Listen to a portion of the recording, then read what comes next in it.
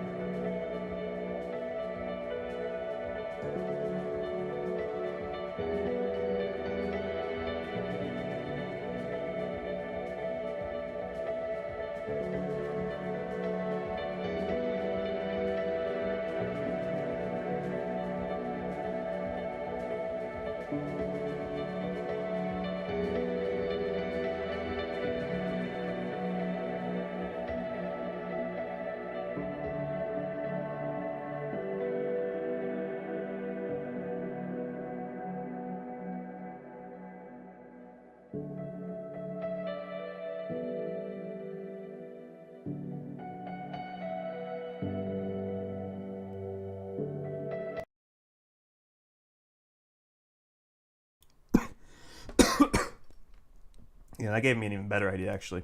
But that'll be next stream. Oh, forgot the... There I am.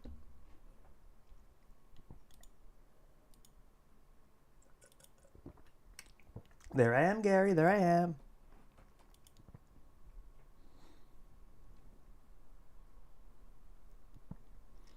Okay, I'm going to try to work through what I have currently. Just everything I can do. I think this will be our... We'll finish up the church storyline, then we're going to do a bunch of odds and ends, and then we will finish out the game. I think this series has been going on for a little too long, so I'd like to get things started. Is my audio on? Yes, it is. I have another game I want to play after this, and I told myself I wouldn't play more than 2 games at a time, so...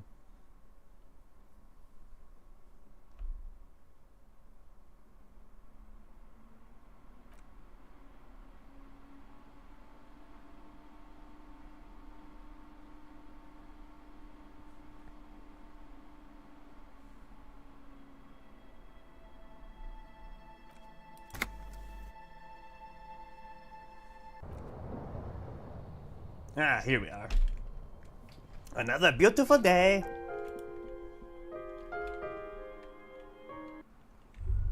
Kim in the Kim hole.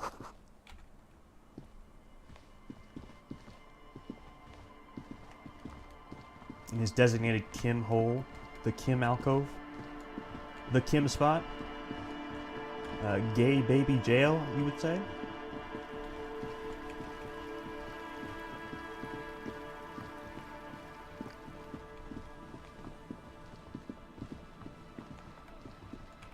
All right. Just need to hardcore this shit up. Where are my gloves? We need the gloves. What does Q do? I press Q, it does that. Ugh, weird. Okay, I think this is a skill check. All 4, backdoor, hardcore. Also, if you're wondering why I'm doing that voice for Egghead, that's because it's his actual voice in the game. So. Eat the poor! Yeah! He waved his hand in the air. Hardcore! The words echo magnificently throughout the nave. Oh, that was a crazy sound we heard before. Yeah, it was awesome and scary. Very hardcore. His voice booms through the chamber and then goes silent. Too hardcore, in fact. He brushes his hand through his hair. I couldn't control it at all. What happened? It sucks up all the air in the mix until it's the only thing left. It starts compressing itself and everything around it. Completely fills up the headspace. Extreme. Inside your chest, the heart beats still with the after effects of the sound. Imagine if you could harness that power, making it pulse. What if this is the answer to Van Eyck's jam? You could use the sound for the bass. Whoa, whoa. His puzzled face turns into a wicked grin. But how? Oh, dude. Dude, what the fuck? Wait, what? Oh, no. We're not going to be able to do this. You're facing a 4. I can level up. Yeah.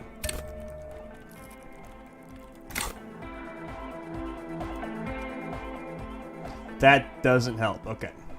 Is there anything reducing it? No? How much interfacing do you need? Oh, wow. Don't forget your armor. I put the gloves on.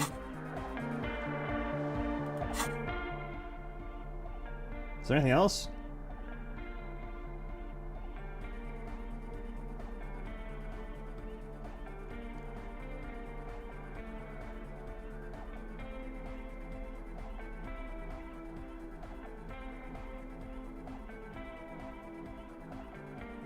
Do I not have a single thing that increases my interfacing? Not just the other gloves, but that's not going to work.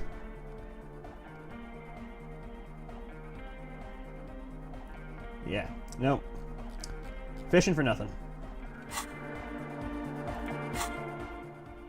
I could get Arno Van Eyck, but I'd have to level up again. Okay. You know what? We're going to do what we do best. Save scum. Can I beat 8%? Let's see. Bzz, bzz, bzz, goes the track in the background, never ending. You can't grasp what's missing. You can try to make something up anyway. Just make it up. No way the speed freak can tell the difference. You scrape the moldy recesses of your brain for some technical sounding jargon. They'll impress the large-headed speed freak. I don't know the technical term, but it needs less bzz, bzz. Yeah! Pump off the bzz, bzz. It's hard to say for sure, but the digital throbbing seems ever so slightly louder than before. Yeah. Okay, that didn't work. How many times will this take before I give up?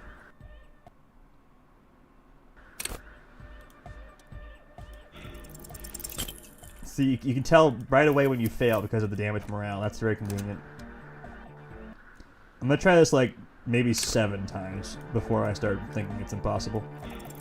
Okay. Let's keep count. Okay, so that's number 3. 4. No. Still no.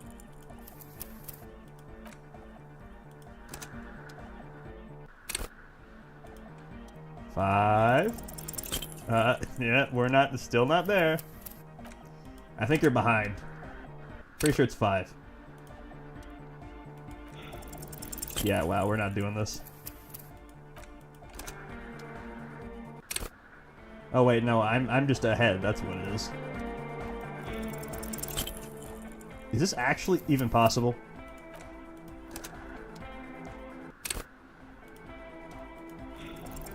Is this actually even possible, dude?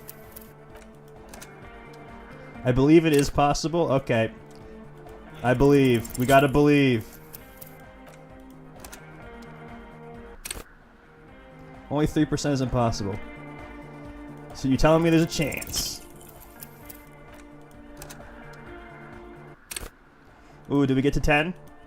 Oh, we get to 10, baby. Oh, yeah. This is you know, if it's 8%, then logically, if I do it 100 times, then out of 8 of those times it should work. Probably. That's how numbers work, right? That's how that works. I failed math, but you know. So did Albert Einstein, I think. Or he didn't. I don't know.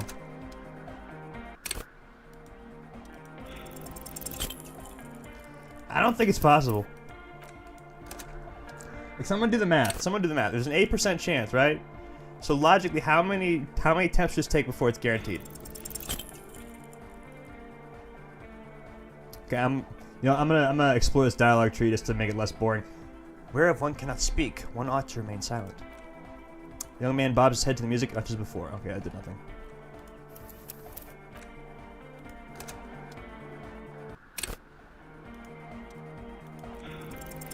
Aye. Crank up the oscillator matrix. Oscillator matrix? The man's brow furrows with concern. Where's that? Here, let a pro show you how it's done. Turn some knobs at random. As he fiddled with the knobs in the mix, the young man stares with amazement. Cutman can ride the knobs, so cool. I'm not doing the accent. Cutman can ride the knobs, so cool. He gives you a thumbs up. Whatever it is he did, it seemed to have helped slightly. Maybe now you'll be able to make sense of it. Oh, that actually helped. Oh, that unlocked the check. Holy shit. Progress. Holy fuck. Progress. Still no. Here's an idea. Say what you said before, the exact same thing. Or wait, say something that's only marginally different. It'll yield a drastically different outcome. You gotta reroute the sound through the fluxifier. The fluxifier? The man's brow furrows with concern. Where is that? Do I get another modifier if I do this? Nope, that isn't how it works. Game's smarter than that. Okay.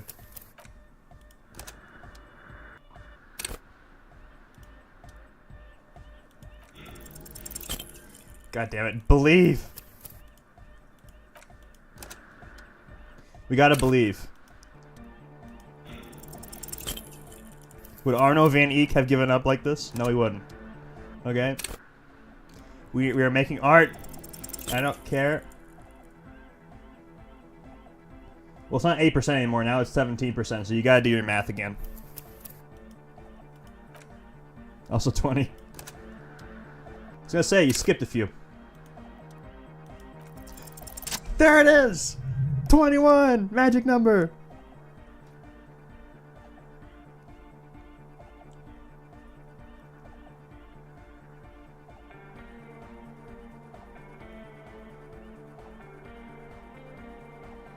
Wait, was that 21 or 22 that I got it on?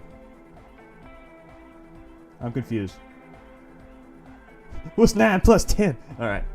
Sidechain the beat! Sidechain? What does it even mean? Listen, you can use the compressor to select between which track it's compressing. Either the auxiliary signal or the main input from the tape. Make it alternate between the signals. The compressor controls the gain based on the level of the signal on the aux sidechain input. It will allow maintaining a loud sound without the peaks that fill up all the headspace. Okay, Egg, you need to start sidechaining it. Explain the concept to him. Sidechaining it, you said. He turns down the music, his hands moving deftly across the mixer, setting up the necessary controls. Then he puts on his headphones and his eyes go wide. Wider than they've ever gone on drugs. He starts jumping up and down with bliss and total silence, still listening to his headphones. Hey, Estelle looks down from her microphone. What did you do to Egghead, Cop, man? Did you break him?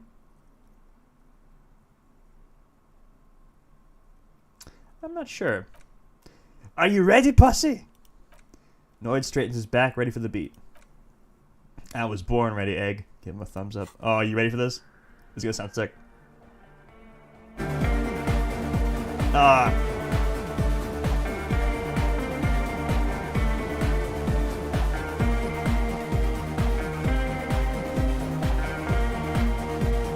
Perfect. The hardest chord.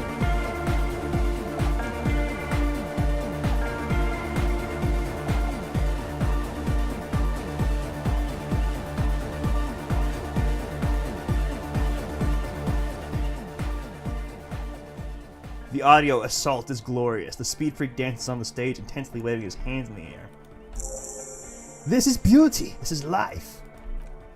What in the world is going on? Estelle looks on amazed at the display. The way melody and bass flow together, it's unnatural.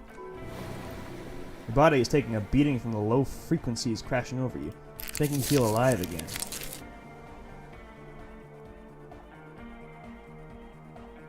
We have tamed the sound, made it our own. God damn it. You hear Andre say to himself with a thumping beat. This dance club idea might just work out. DeLorean Church, the place to be! Egg is losing himself in the sound. Pump it, pump it! Alright, bye, Egg. Finally, now we can do it. Now I start dancing. Oh, I should talk to him for the... I think you get a bonus for this guy. I never even talked to Andre. Yeah, it's all set up, man. Can you already imagine 1,000 people in here? 10,000? He waved his hands in an unbelievably lame, non-hardcore manner. Ecstatic vibrations, totally transcendent. Hey, you said it. And I finished setting up the new compressor, too. Looks at the imposing black box in the corner as turning out the sound.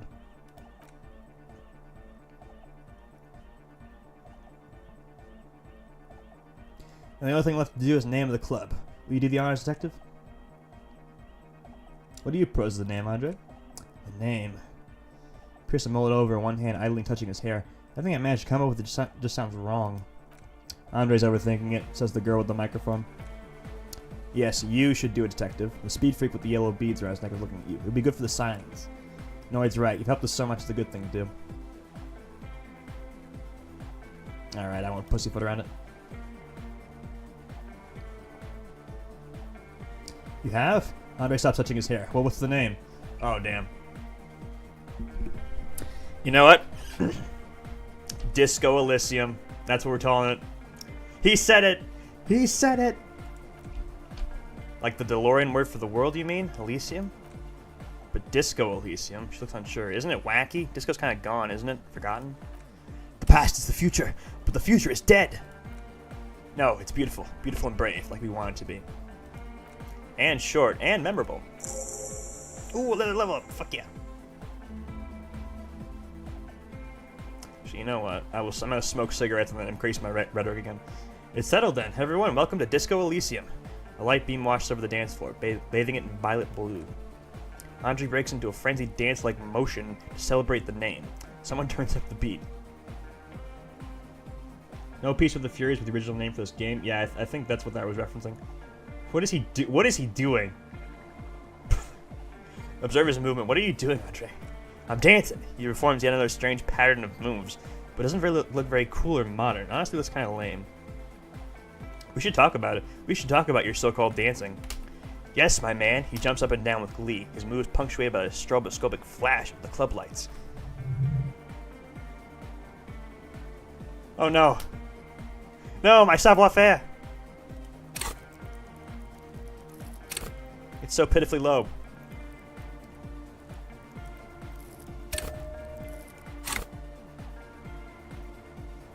He lowers modifier. Okay, you know what? We're gonna dance. I need authority and I need savoir-faire.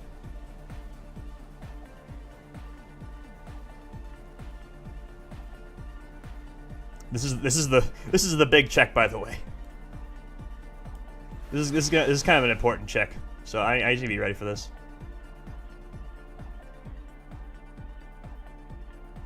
Let's give me some better pants.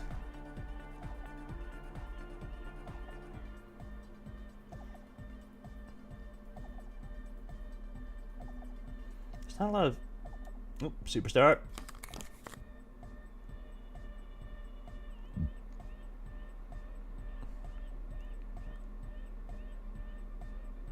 Okay, I'm going to shamelessly save scum my way through this whole section, by the way. I don't even care. I've been meaning to ask you, what's with the hair? It's to express my individuality. Is that a bald spot? It's hard to tell for sure with the fused together spikes. Looks like he's balding. Or is it because you're balding? Or because I'm balding, yes. I want to fuse the remains of my hair together before it leaves me. I want to show my hair. I don't give a fuck how old you think I am. I'm 20. How old are you, Andre? Not 20. Is it important for you to be an individual? Of course it is. Otherwise, it's be another poor guy with no education and no money. General issue, man. Now I'm all that, and I have radical spikes. Fair enough. Looks like the molten toothbrush. I knew it was a bad idea. Anyway. Oh, man. This is actually pretty even. There's some kind of Ecclesiastes on the church. Who are these Ecclesiastes? Oh, yeah, that's a Meteoran name for the founding party. Thought it'd be cool to use it.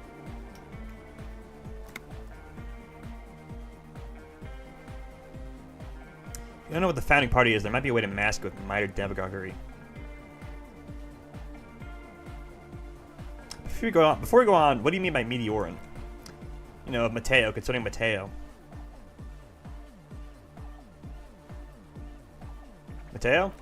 Matteo, our country, on Monday? He looks at you, squinting his eyes to see if you're kidding. On the Mundi Isola? One of the poorest first world nations today, but once a great ancient civilization. Capital Thylakos by Pisantic. Why didn't I get money for that? Did I have this conversation already? Like, it feels like I've had this conversation again. Already. Whatever. Now humor me, Andre. What's the founding party? Come to think of it, I've never really looked them up. You know, I can't give you a very precise definition. But they're a very powerful religious organization. And? The text was dark. Yeah, I know.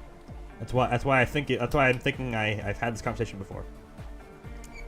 They have roots in ancient mass society, he pauses, and they're the custodians of the Paracarnassian church.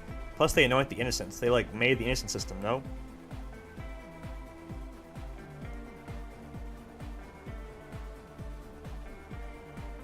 They sound exactly like the kind of who would want loud anodic music in their church.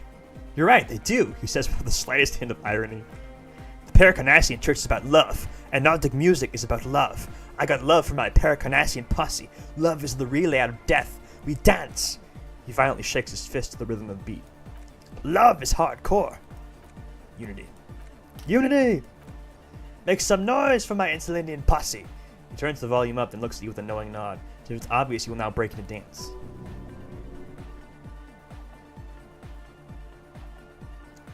You feel it. The anodes and the cathodes coursing through you. Your big toes start tapping along to the base as testing the waters. Okay, I understand this a little bit more. Yeah! Yeko Qatar, the place to be! He seems ecstatic that you share his vision of Paracarnassianism. Do it for the masses, do it for the crew. His friend forms a fist with a screwdriver still in his hand, approvingly so. Didn't want to say it, but it was pretty lame of you to apply otherwise. Anyway, you got more questions? The one with the large head is still looking at you, nodding his head, waiting for your body to start moving.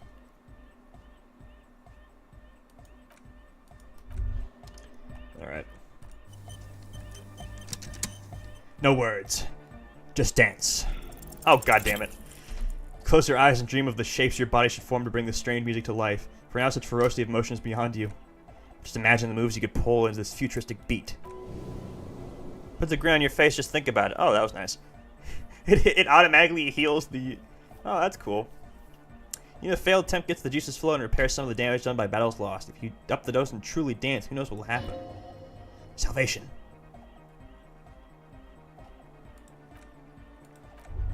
Okay, what's my highest stat among these? Savoir-faire, definitely not. Shivers is 6. Authority 7.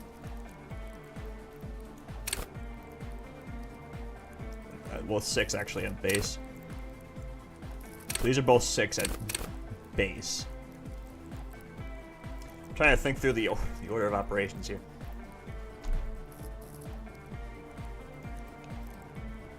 So yeah, I think I'll up my shivers more before I start this, and I'll reload.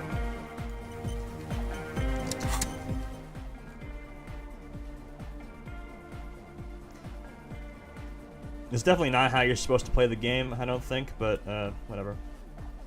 Yeah, we don't need this. We don't need that.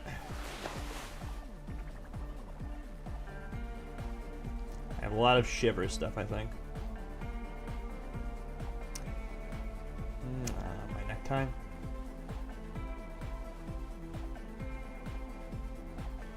Kinda don't want to give up my necktie right now. Wait, this reduces authority. I'm not gonna do that.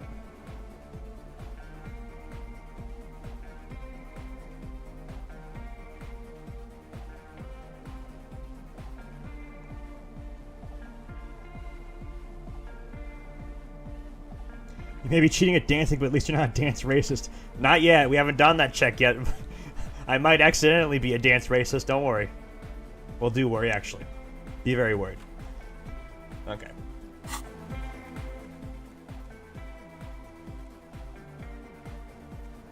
Wait, hold on.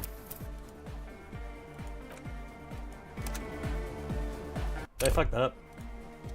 No, okay. Yeah, we're doing that again. I think I almost saved over it.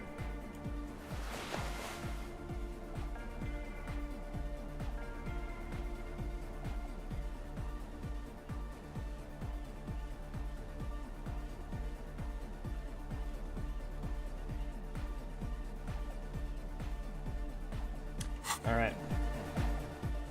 Now we save. Oh, second try.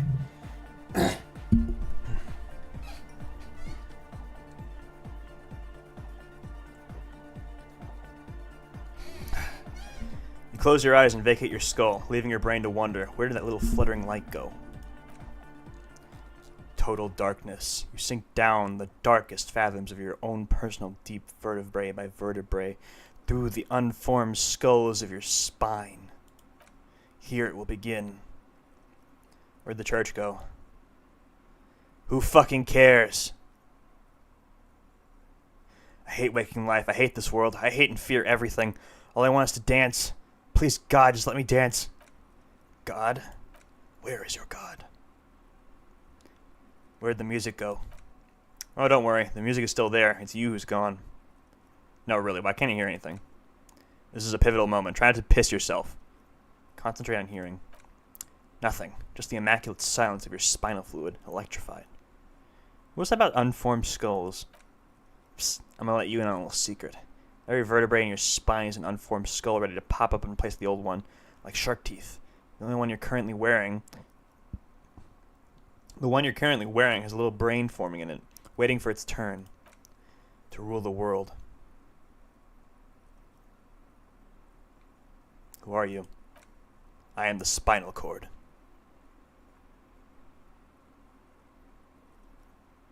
What do you want?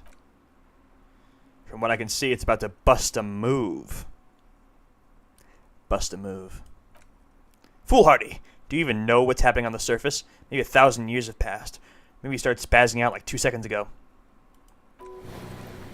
With your eyes still closed, the first thing you feel, all the way back in the pivoting darkness of your own torso, is warmth. You become a triumph of rhythmoplastics, somewhere in a smelly wooden church on the coast of Ravishal. The wounds from the war you've waged in your body are healing twist by twist, turn by turn. You must have touched upon an entirely new way of moving the human body. Every motion is pumping your brain full of endorphins. Open your eyes to the pioneering glory of hardstyle. Open your eyes and dance like you've never danced before. Oh yeah, look at me go.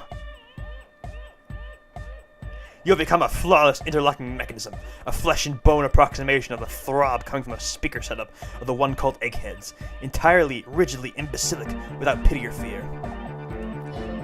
Free from self-awareness, no deliberation, only, and I mean only, execution.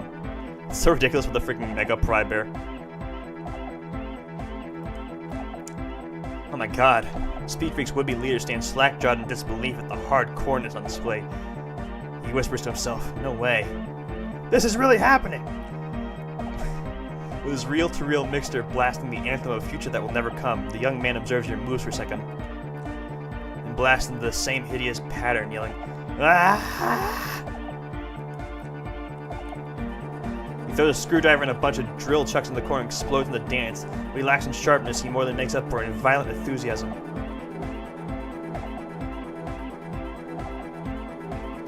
What are you doing? The young woman lifts her headphones up slightly and raises her chin, looking at you expectantly. Marcel, aren't you gonna dance? No, recording. She turns the student back to you. She briskly shakes her head and puts her headphones back on. The lead programmer throws the other young woman a knowing glance before turning her attention back to her own work. Well, you two are lame. Dance! Pointed Audrey. It's the law. I just realized this resembles a Tumblr fake post. What do you mean? Young man immediately bounces up and down, and then assumes the same dance pattern, embellishing it with some sort of waving motion.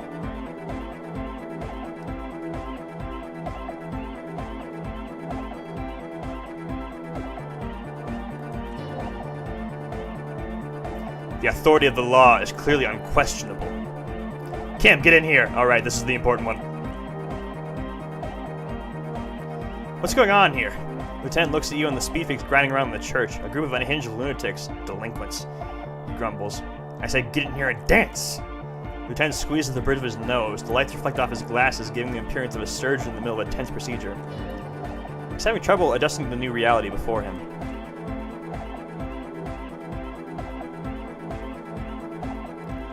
What's happening? The lieutenant is forced to yell over the futuristic music blasting from the speakers. I'm undercover. Good for you. Looks around the church hall. Rock on, then. I didn't say it was a code 31, damn it. Hey, I called you a dance. Okay. What? Okay, we're doing... Okay, if I fail this check, I'm gonna be so mad. If I fail this check, I'm gonna be so upset. That would be like the game trying to embarrass me. If you fail this check, something very bad happens. And if I fail it, I'll let the scene play out because it is actually a pretty potent scene and it's important and stuff. But I hope it doesn't. That's it. Don't let the lieutenant leave without getting his hardcore on. Okay. Whew. Avoided that. Oh god, yeah. That was difficult. Well, it wasn't difficult, actually. It was very easy. Who's the one in charge? You are. Lieutenant, I'm only going to pull rank on you one time, and that time is now. Are you kidding me? I assure you I am not. Now get your groove on, Lieutenant. Get my what on? Lieutenant leads closer, unable to make out your words over the pumping beats. I said, get your goddamn groove on. Boogie woogie.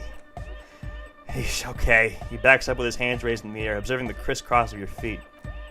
Okay, you psychopath. He adjusts his spectacles, then pops his collar as high as it will go.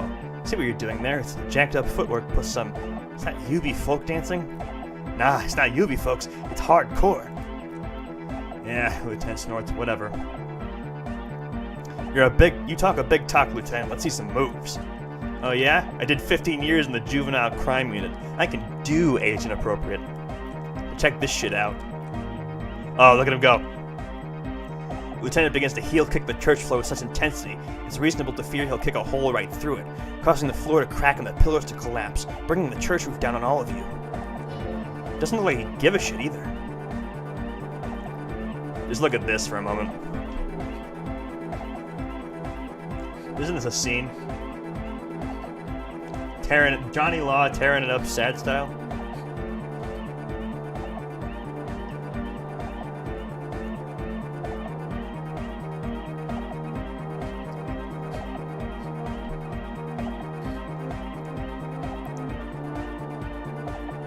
I made this joke. I think it's like me, my mod, if I can manage to convince her, and then this is probably Chris. This is us. This is us if we went dancing.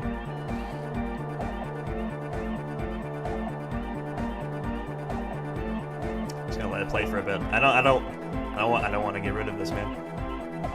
I don't want this to end. This could be the entire game. I would buy it. All right, never mind. I'll stop sucking this scene stick. Is there anything more I can do? I want to break the limit. The dynamic motion of your flailing body is bordering on the extreme. You're going off the charts. You feel as if turning on the hyperdrive will be a point of no return. It feels almost melancholy. You sure you have the entire posse along for this? Together, where are you? Here we go again. Hardcore fills the air. The sound above my hair. The what now? Lieutenant suddenly stops. The sound above your what? Above my hair, man. Okay, this is too imbecilic. Excuse me. God damn it, Kim. Oh, Suna is in? She's actually into it? That's cool. Okay, if I fail this, I'm gonna be really mad. Turn on the hyperdrive! Yes! I was so expecting to fail one of these and then have to start over. On the coast of the Martinez Inlet, in a small weather-beaten stave church built 380 years ago by settlers from the Occitan, most likely to guard against an anomaly at its center. An officer of the RCM is contorting his body into idiotically rigid shapes as he invents the future of dance music. It's the hardest anyone has ever danced. What's this strange feeling I keep having? It's cold, even now. I am La Revacholier. Actually, you know what? I'm going to...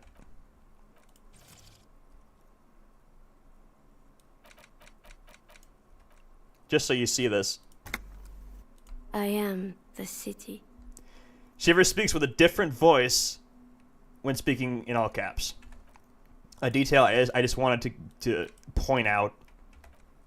It's implied that this isn't actually Shivers talking to you or like your brain. It's actually the city talking to you. La Revacholier. Revachol. Like, the city is alive. Somehow. What do you mean you are the city? I am a fragment of the world's spirit, the genius Loki of Revachol. My heart is the wind corridor. The bottom of my air is red. I have 100,000 luminous arms. Come morning, I carry industrial dust and let it settle on tree leaves. I shake the dust from those leaves and onto your coat. You're the wind? I've seen you. I've seen you. I've seen you with her. And I've seen you without her. I've seen you on the crescent of the hill. How are you talking to me? The modulations of my voice are noted down with thermometers and barometers. You feel me in your nostrils and the little hairs on the back of your neck. I also reside in your lungs and vestigial organs, everywhere there is space.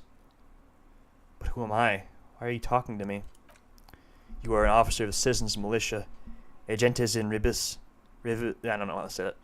When you wear your coat, you wear my soul. You move through my streets freely in motor carriages on foot. You have access to the hidden places. You also circulate among those who are hidden. I need you. You can keep me on this earth. Be vigilant. I love you. An officer of the RCM is lying on the floor of a small church with his eyes rolled back and his tongue lolling out. Several others are standing around him. He slowly comes to. Had a good rest there? I don't know about good. Relax. People pass out while partying hard all the time. You're just dehydrated. Again. So, he looks at you with mild concern. We should get going, maybe? Yeah, get up. Come on.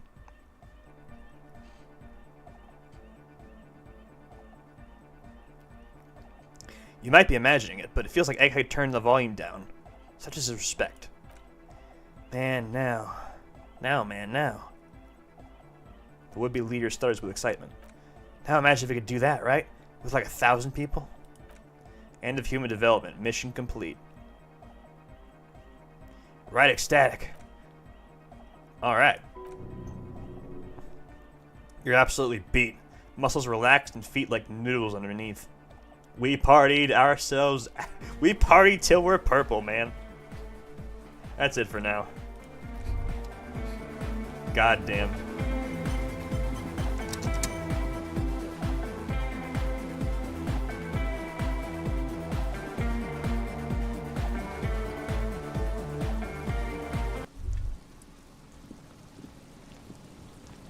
I think that was some intense personal development we just went through here. Oh yeah, we have not very many things left.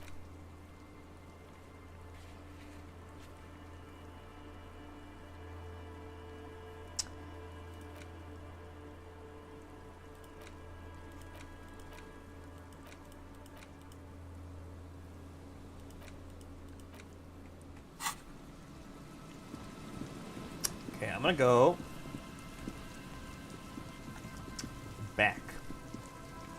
back to the past. Samurai Jack. I'm just gonna finish up everything in my quest list, and then we'll finish up the game. Also, I'm gonna check my ledger again, just to make sure I haven't missed anything there. Wait, where's my ledger?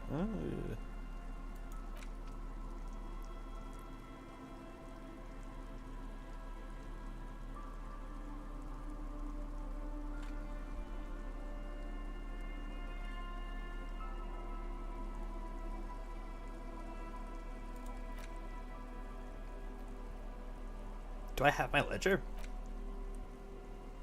Huh. Oh, there it fucking is. It's in the tools section for some reason. Oh, wait, actually, I didn't realize it gave you stats.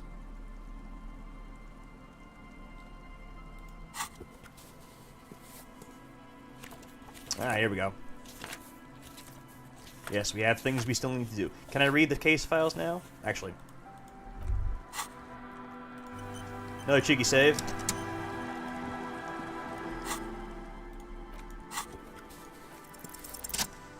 Yes! At last you find a way to piece them together using the alphanumeric code on the margin. HDB41, date of initialization and time of arrival on scene. Followed by the title, for example, HDB 41120117000, the next world mural. Wait, HBD41, weren't those officer precinct? Why yes, your precinct number is 41. And HDB? Every last alphanumeric in the files begins with it, and these are your case files. It's safe to say HDB are your initials. Harry Dubois. HDB. The next world mural. This one is relatively easy to reconstruct. Overnight on 1202, a graffito, nay a mural, appears on an 8-story tenement overlooking central Jamrock. The building is a sparsely inhabited ghost tower, part of a failed real estate development called Grand Curon. Cause of failure, rent too high. The mural is enormous. Two silhouettes, a man and a woman, are kissing. The text cut into their forms reads, "True love is possible, only the next world for new people. It is too late for us. Wreak havoc on the middle class." What? People call it that thing and that fucking thing. It's visible for miles. In 2 days, the station's complaints desk gets clogged with requests to remove the bummer. You and your partners are assigned to the case. Your partner, singular. Only the graffito crew is easy to track down. Only the bell's letters have the litterage of industrial paint to cover the surface. Kind of forgot we're supposed to be solving a murder. Yeah, so did he, I think. One of the graffito artists is rumored to be rich. They take responsibility for their execution, but not the design. The ideologue of the next world mural, as the crew calls it, remains unknown. Do I ever find out who came up with it? The case files do not show you finding the author of the design. Okay, read on. The crew agrees to clean up after themselves. However, your partner, JV, is against the removal, citing public support for conservation.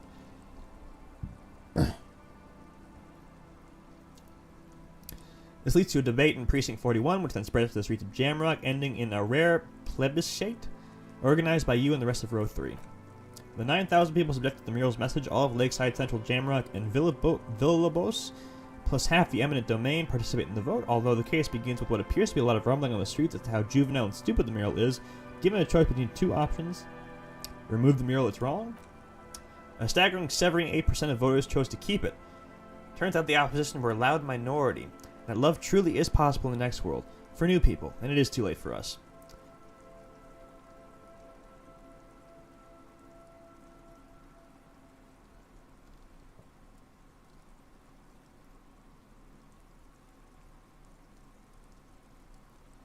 I must have voted and possibly even lobbied to remove that thing, because I don't believe in that rubbish one bit. Oh, I got the world's most laughable centrist. Fantastic. No one cares what you believe in, man with smelly toilet ledger. What do you want to tackle next? Are we done? The unsolvable case. A.k.a. Leslie and Burke, a.k.a. the public indecency drunk and the property damage drunk, is a cursed case. It has been passed from unsuspecting officer to unsuspecting officer for 10 years. On January 29th, the unsolvable case made its way to you. Why you accept it is unclear. Every officer, and indeed most civilians in Jamrock, know it's unsolvable. You were so drunk you didn't remember what it was when you signed on. That or you were high. Leslie will always take his pants off when he's drunk. Burke will always trash everything. It's just what they do. It's their nature. You can't change the nature of a man. You can't lock them away, because public indecency and small-scale property damage are not punishable by incarceration. The only way for Leslie to stop flashing his genitals to bypassers and for Burke to stop dismantling signage and rearview mirrors would be for them to stop drinking alcohol, which in their 40s or 50s, it's hard to tell because of their distorted features, is a medical improbability on par with you ceasing to produce the expression, which I still haven't gotten rid of. Couldn't we just keep them off the streets? You would think that, but you're wrong. Where's the fun in exposing your genitals or breaking stuff in your own home? No, Leslie and Burke are on the corner of Main Street and Perdition, because that's where the action is. Proceed. threatening, fines, dragging them to the station, locking them up in the hellholes they live in, locking them up in the station, hypnotherapy, even trying to get a local gang of Zimlakis to take them out. The Zimlakis gave them ethanol so Burke and Leslie would expose and rampage even harder. You tried it all, and still the complaints wouldn't stop, as they hadn't stopped for 10 years. It's plain to see from the files that you, Satellite Officer JV, and Special Consultant TH had more important cases to attend to. You can cover cross-reference to several ongoing investigations, each brought to a standstill every time we drive down Main Street. Because there they are, on the corner of Perdition, and what is Leslie doing? Public indecency. Good, you're learning. If the files are to be trusted, that's all there is to it. That and Burke breaking things. And the fact that they're both drunk. But then again, so are you. The case becomes considerably less comic one day when Burke takes a swing at your ledger. He must have confused it with the property he likes to damage, but joke's on him. You're drunk out of your mind on potent Pilsner. You slam the hardened plastic board in his face, then you proceed to beat him unconscious with it. In the process, the ledger sustains damage. The compartment within, reserved for permeable documents, is jammed shut. You stop your assault on the now unconscious Burke to open it, but are unable to do so. The officer began to cry, reports Leslie, who at this point is tending to Burke. Kill them. They broke it. He came at us. And at us. I think he was trying to kill Burko. While trying to kill Burko, you slowly come around. The permeables compartment is open. You smash it open on poor Burko's kneecaps. The good news is Burke can't walk anymore. Can't get out of his apartment? An invalid. With Burke to tend to, Leslie cuts back on the indecent exposure. Maybe he flashes his genitals to Burke, who knows. But both drunks are off the street. The complaints stop, the unsolvable case is solved. Which is also why the officer responsible narrowly escapes a disciplinary hearing. The end. You want to read another one? Solve the case by beating a guy almost to death. The square bullet hole murders. It would be very interesting to read about these, wouldn't it? I mean, there seems to be a square-shaped entry wound in the victim's forehead. She's been sitting there for weeks on a rocking chair with a square hole in her skull, staring at the wall, her mouth agape. But that's all you got. From the half hour you spent piecing it together, all you know is the entry wound was square-shaped. You never found the bullet. And then another body showed up, also with the square hole in his forehead. A sequence killer? Who knows? These pages are missing. What next? Don't worry. One day. Damn. The couch in an unexpected location. Some assholes brought their couch outside and hung out on it. In the middle of the street, on the roof, on the hillside by the motorway, at an unexpected location. They were young and thought they looked cool on it. They actually looked like assholes. Insufferable dicks. Young people are the worst. Anyway, you get a complaint about a damp sofa, or couch, or whatever it was. They were leaving it out in these unexpected and whimsical locations they took it to, where they also took photos of themselves on it, and smoked cigarettes, and drank coffee, because they feel it's intellectual. Cigarette butts, coffee cups, stupid couch, you had to clean it all up, and you did. So congratulations to you. Case solved. Did I ever catch those guys? No. You didn't have time for that. For that. These notes show that you have what is called a real goddamn job. You don't have time to be chasing down these couch assholes. You have a real job to do. What next? Murder at the hookah parlor.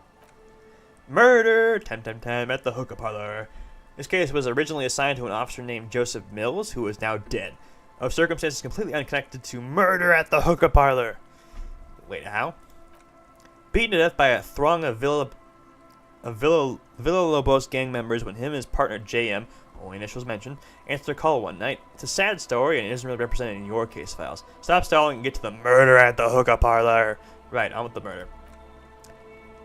Joseph Mills was on the case he just couldn't solve, was doing it solo, said it was a real nutcracker. A real brain twister. Was on it for like a month. The captain got impatient, shit or get off the pot, Mills. Mills didn't get off the pot, not yet. Kept at it for a couple weeks more, racking his brains, running with every theory as outlandish they seemed. Still couldn't solve the murder at the hookah parlor. Tough case, he said, toughest he's ever had. Wait, was Joseph Mills a good cop? Oh no, he was awful. Awful sense of humor, too. The worst jokes you've ever heard. Really rapey. Still, he'd been on it for months now. Said it was the final case. Said it was uncrackable. That the murderer had vanished into thin air. That goddamn hookah parlor was all he talked about. Go on. Okay, so the case is handed to you because Mills isn't getting anywhere. And you look into it. Here's the setup. A young man is found dead in a hookah parlor. You know, those places where you go and smoke bubblegum flavored vapor all day. Can you get high off it? No, it's soot and water vapor. It doesn't do anything. That's stupid. Yeah, so anyway. Young man in his 20s found with his skull busted open, right on the floor of the hookah parlor, in the middle of the day. No one else is there, only client that day. In perfect health too, some kind of movie producer. No one enters, no one exits. He's just sucking on his watermelon hookah all morning, all noon, like he usually does. He's a regular. No calls, nothing. Just sucking on the hookah until 15:45.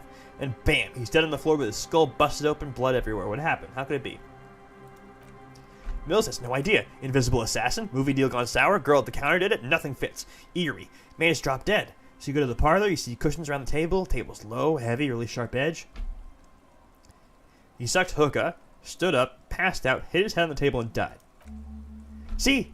You can't even read the thing without solving it. Yeah, it was that. Turns out hookah does do something. It turns off your brain's oxygen supply. You don't notice until you get up off to go to the bathroom. Must have sucked a lot of it. Yeah, he liked his hookah. Steven was his name. And what was he doing there for 6 hours?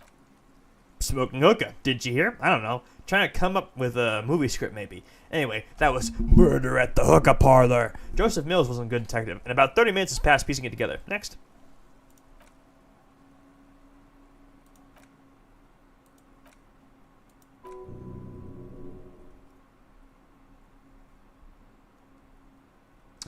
It's ever so slightly difficult to breathe once you've done so. The drawer is locked, blue ink drips from the white pages in your hand. Your hand shakes, you're flushed with adrenaline. I think everything's fine. Yeah, I think I've done everything here. What do I put in next? Reaction speed.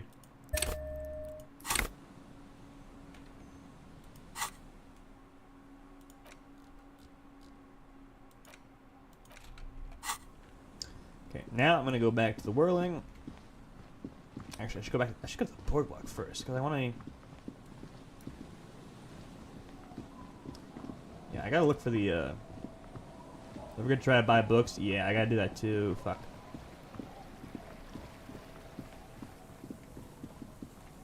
I also gotta. I gotta check for the bullet tracing somewhere. Like, I don't know where. Is it one of those things where I gotta thought bubble it?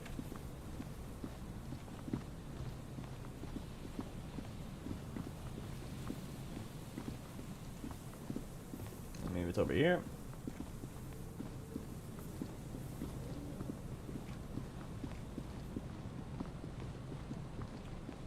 Take the body away. That's good.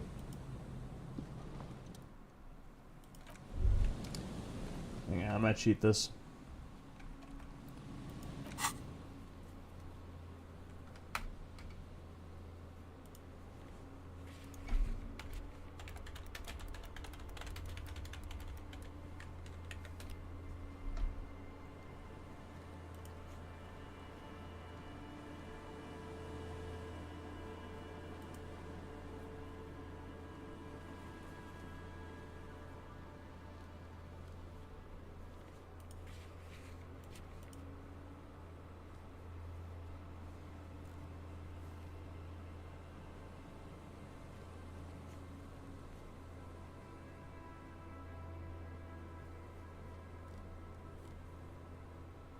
Okay, yeah, it is a thought bubble thing.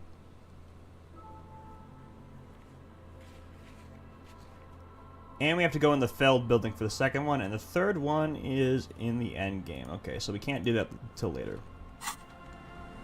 We can get one of them, though.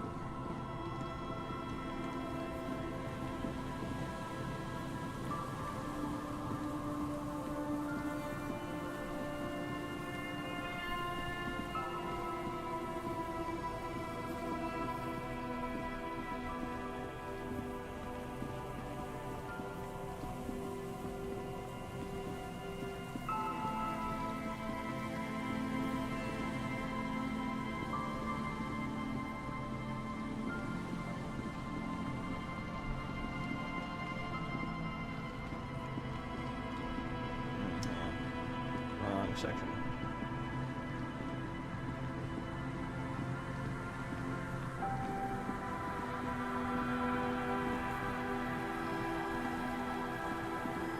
Up here. Maybe? Oh wait, hold on. Further out? Yeah, right here. Through. This is where we're going.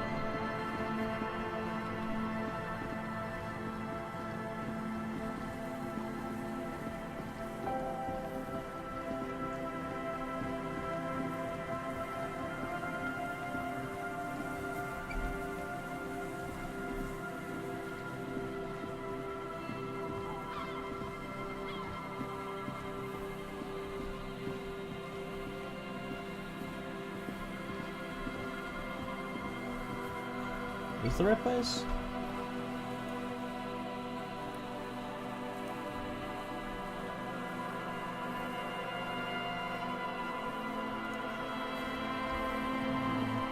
I think if I go...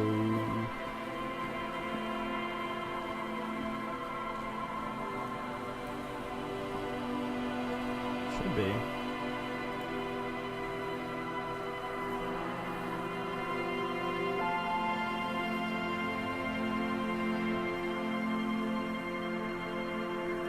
Dilapidated tower just south of the tower.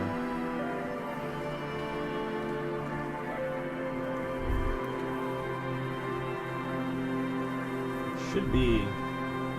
Is my perception not high enough?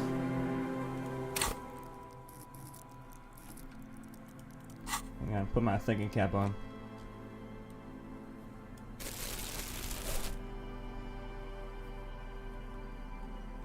These are reducing my visual calculus too. Hold on.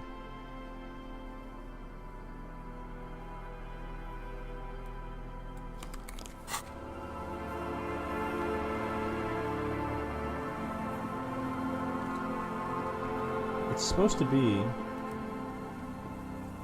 somewhere here.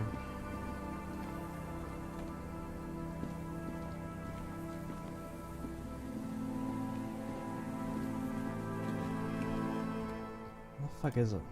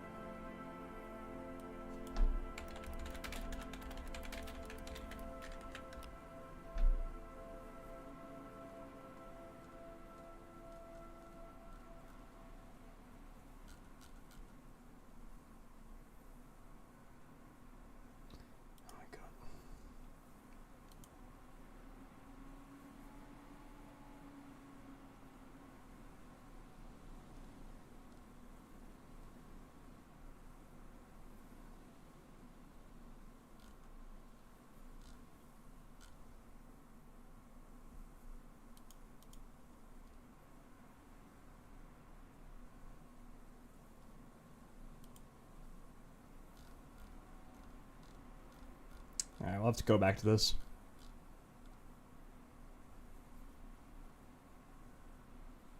Because I'm literally standing in the right spot and it's just not working.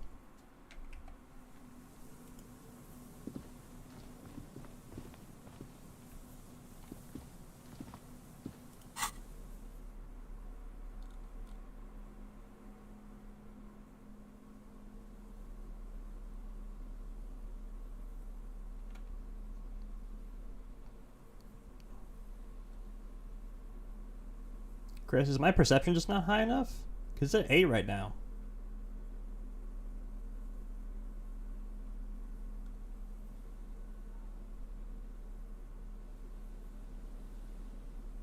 Where's the visual calculus I need?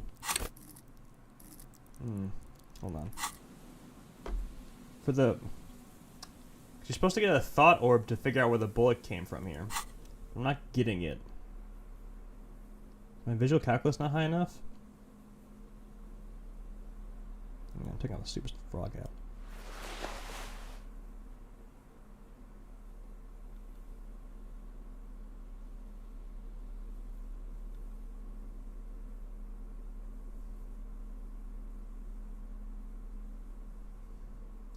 So I'm not getting the thing. Ooh, yes. Okay. I have it at 8 now. It should be... Yeah, it's still not proccing.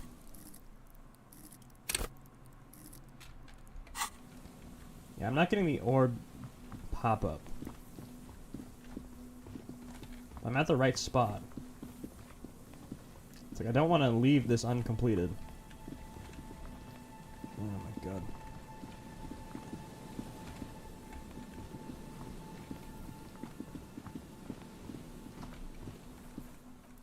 Save and reload maybe.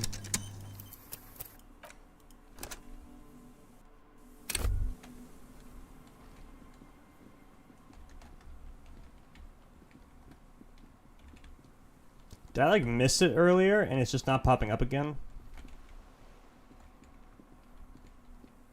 Is that how it is?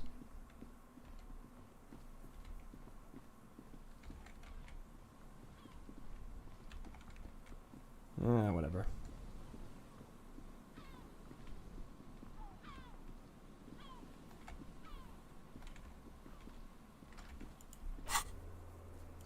Okay, so we might not be. I'm looking for this. I'm looking for this. This. There's supposed to be a thought bubble that pops up when you do this. You're supposed to get a blue thought bubble when you're around here. And it's supposed to tell you, and it's supposed to advance the quest, but I'm not getting it. So I don't think I'm... I examine the... Oh, may I have to look at the ladder first. Hold on. Ladder's too rusted to climb, see areas eaten away at it. No, it doesn't look like that's working either. Maybe you clicked it already, but then it would have... It would have checked this off, then.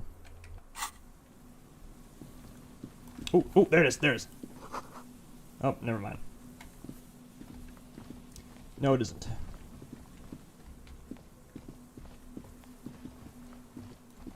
Okay, maybe I have to click everything in the area.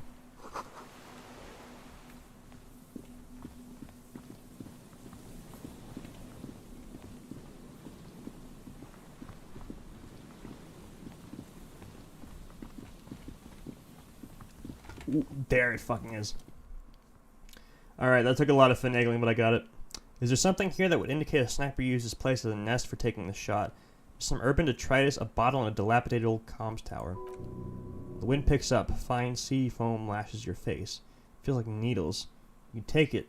It's Razor Call Detective. In the distance, you can hear the breakers roar. I don't see it, Lieutenant W. Freighter. I don't see a person take a shot here and hit something there. It looks east over the coast and the whirling in rags.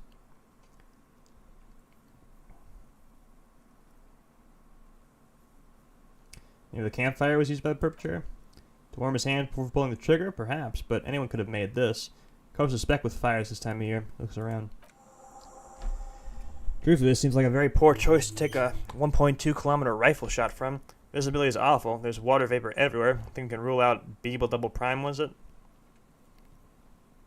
Maybe the assailant climbed the comms tower, took the shot there.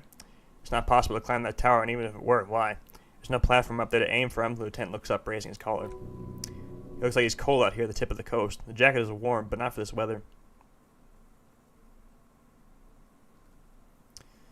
Can you look cold? Maybe a thick coat? I'm okay. You, on the other hand, you freighter. You look like you're about to turn to a popsicle.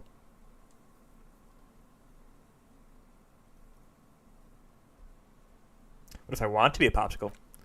Don't be silly. No one wants to be a popsicle. Look over the water to the whirling in rags. There, 1.2 kilometers over the cold water of the bay, blue from the distance in the air. You see the smallest rectangle barely visible. A glowing light on the third floor of the whirling in rags. With binoculars, you would see a young woman's shape move behind the glass, her limbs long and slender. Smoking, drinking, being happy and elated, without you, because you're here, freezing the wind, aren't you? Doing your detective work. What about the cigarette butts? Those? He points to them. A smoking assailant who favors Teo Motiri to Astra or Druid? Cigarette butts are everywhere. This is a common brand for old men. Still, you felt it was important enough to make a mental note. That means something. You didn't pay attention to any of the other cigarette butts on the coast. That is true. Finish that. Okay. Now we're good. Alright. So the island is at the end game. Boardwalk is when we get into the Feld building. I think murder weapon, that's also when we get at the end game. Armor pieces, last one there, that is also end game. So, this is also something we can't do until later. I think we're actually really close.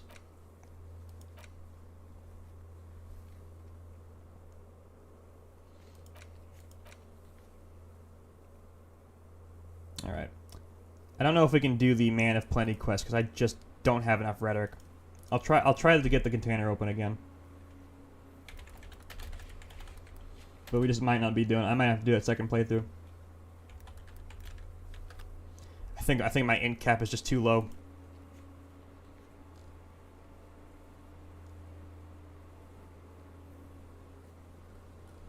Okay, talk to Noid again.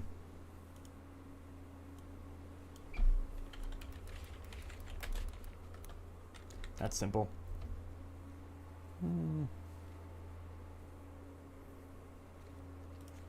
And the buoy is very close. All right. Fantastic. We're getting on this. We'll do those two things. We will go try to buy books again. We'll try to open the container. Hang on. Where the fuck am I going?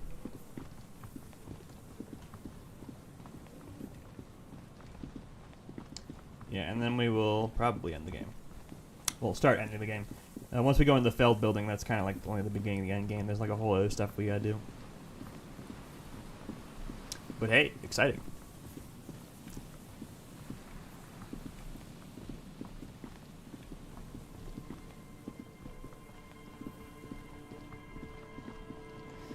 Chat with Noid.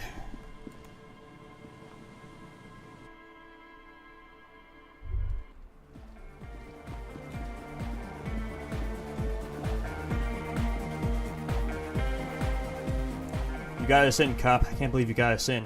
Looks around the hall, examining the carpentry with wonder in his sharp eyes. Got it. Between you and me, I don't know if you've noticed this about me. I'm a little suspicious of authority. But you really came through for the hardcore underground. Yes, you really came through for the hardcore underground. He spreads his arms, looking around at the speed freak setting up shop. How come? The would-be leaders cutting some futuristic shapes on the floor, sweating profusely. I settle using your contact mic to listen to a tree underwater. The one with the large head is blasting the dance track on repeat while a stained glass window behind him is rattling from the bass.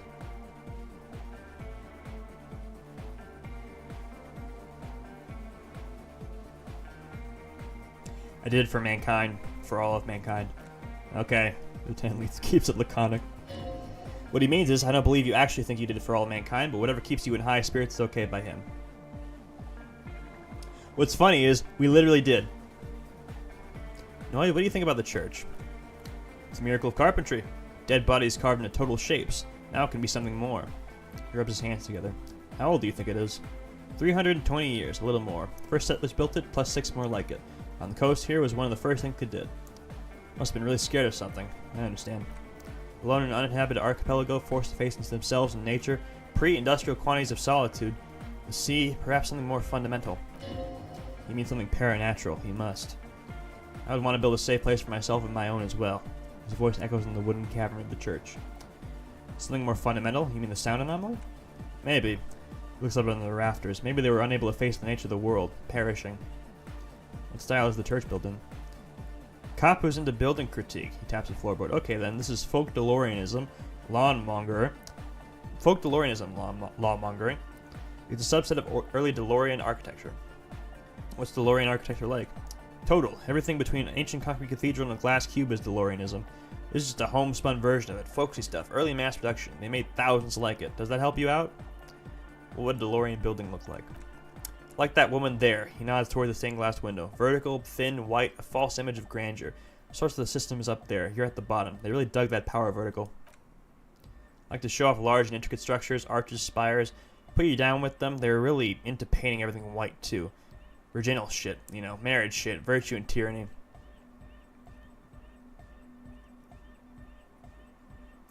Church is painted white as far as I can tell. Stands to reason it used to be white on the outside. Peeks out of a small window in the dark. Before the sea wind took all the paint off. Year after year, flake after flake, whitewashed clean, then covered in green moss. Slowly peeled by the wind. Your skin crawls from the sensation as you look around. What do you mean by dead bodies? Dead bodies of perennial plants. He taps on the wood. Sigma functions have left this place. It's a good thing we came along. The spiritual collapse has been total. Spiritual collapse? Saw some piglets suckling a dead mother. You heard this one, cop man? He continues without waiting for an answer. After a short while, they shuddered and went away.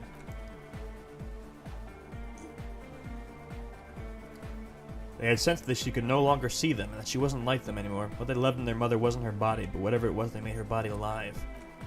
End of quote. This is a high-quality carcass. He kicks the floorboard. The power of anotic beats and hard basses you need to reanimate it. First, where's that quote from? A Ceres man who lived a long time ago, an ancient hardcore brother.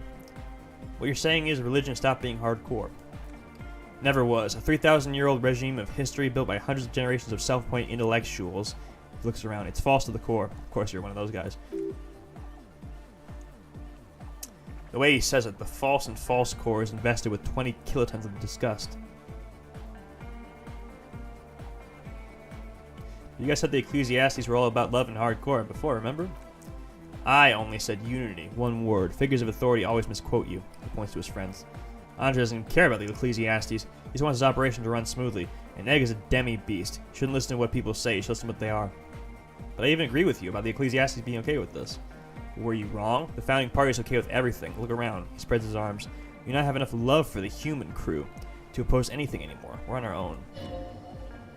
That's still a lie. Reassert yourself.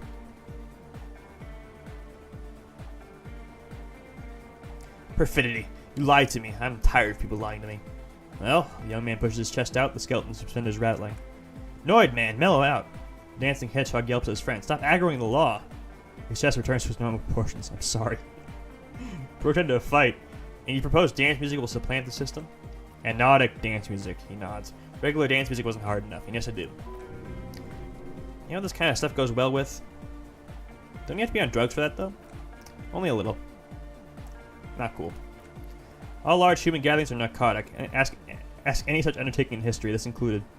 He nods towards a human-shaped pillar nearby. Chemistry is true to its word.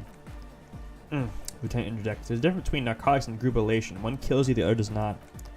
The supercharged humanism that the innocent synthetic system has been feeding us on giant city squares, that's not a drug? The sugar and wheat it feeds us is healthy? Forget it. He waves his hand. It would become an imbecilic discussion. You two continue. It's more hardcore that way. How do you like the glass work? I don't. Looks over the shoulder. Fucker giving me the ELY. You wanted to get inside the church, now you don't like the stained glass window? I didn't know it was in here. He cracks his neck. We have to get rid of it. Dismantle it. Can't dance with a giant mass murderer looking at you. Not good look for the club. Mellow, man, mellow, yells his friend. No one's a mass murderer. This is a house of love. Mass murder on the floor!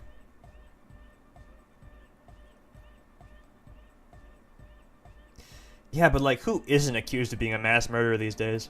No one, says Arno Van Eyck is a mass murderer. The Anotic pioneer Ride Velt is not a mass murderer. He is not accused of mass murder. Likewise, no one says Germain, Egghead, or Andre are mass murderers. You could live entirely outside that suspicion. Billions of people go about not being guilty of mass murder. He nods up, just not her. God, this guy has no sense of humor. Would you say she was, human? Ha! The young man stretches his ribcage in his suspenders. I like this question, cop man. She did not live the life of a human. She lived like someone who was playing a game, the life of an operator. That's not different. That's not really a distinct though. That's not the life that humans live. She was adored. Humans aren't. I mean, some humans are though. I don't know about you, but they hate me, and they do not think I'm innocent or some shit like that. Just because people hate you doesn't mean that being beloved isn't a human thing.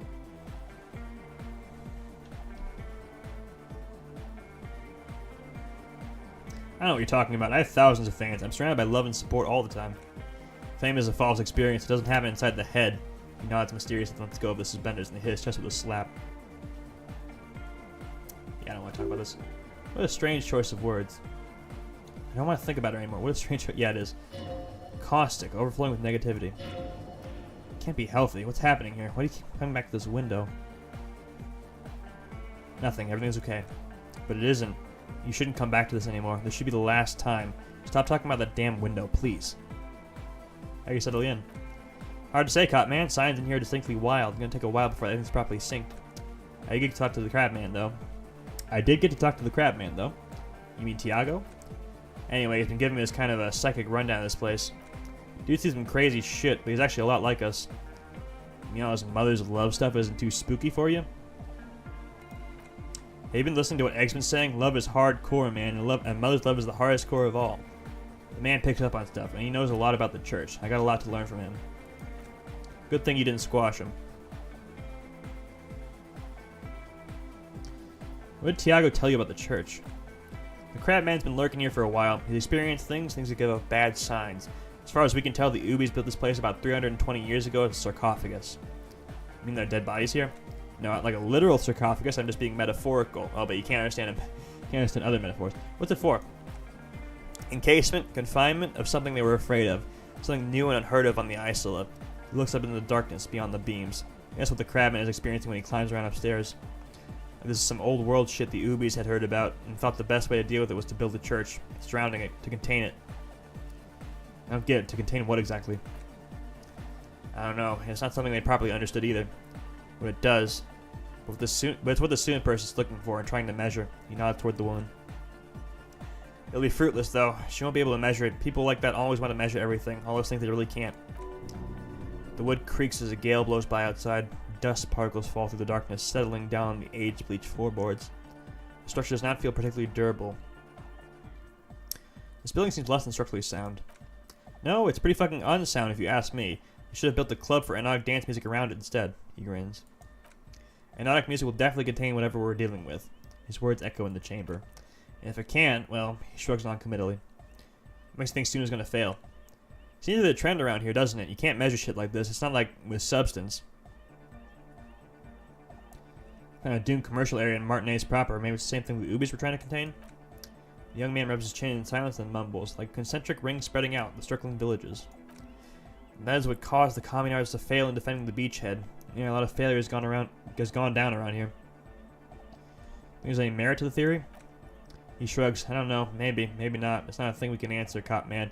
Even I have limits. I'm a limited side person.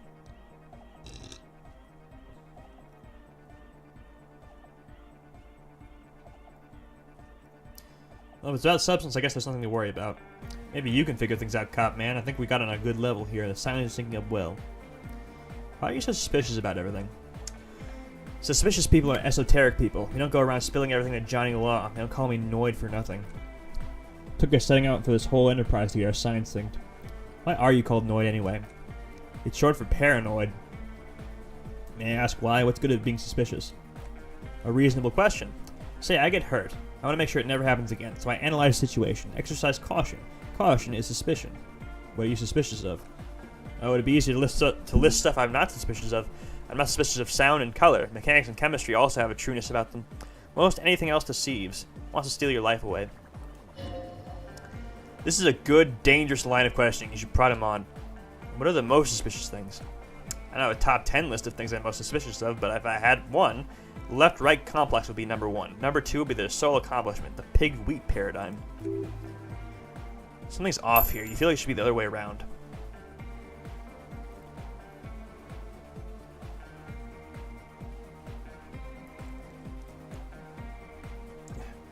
Don't you mean the left-right paradigm and the pig-wheat complex? Nope, politics is an inert complex of daily corruption and inane think pieces. The real paradigm is economic and concerns pig and wheat. This is where the innovation happens. It's only a theory, but I suspect they're breeding a pig-wheat hybrid, probably in Grod. Okay, I think you're taking it a little too liberally. Does this mean you're mentally ill? Mental illness is a term the power is used to homogenize people. I think I don't reach mental illness. I am merely politically ill, a suspicious element. He's just like me for real.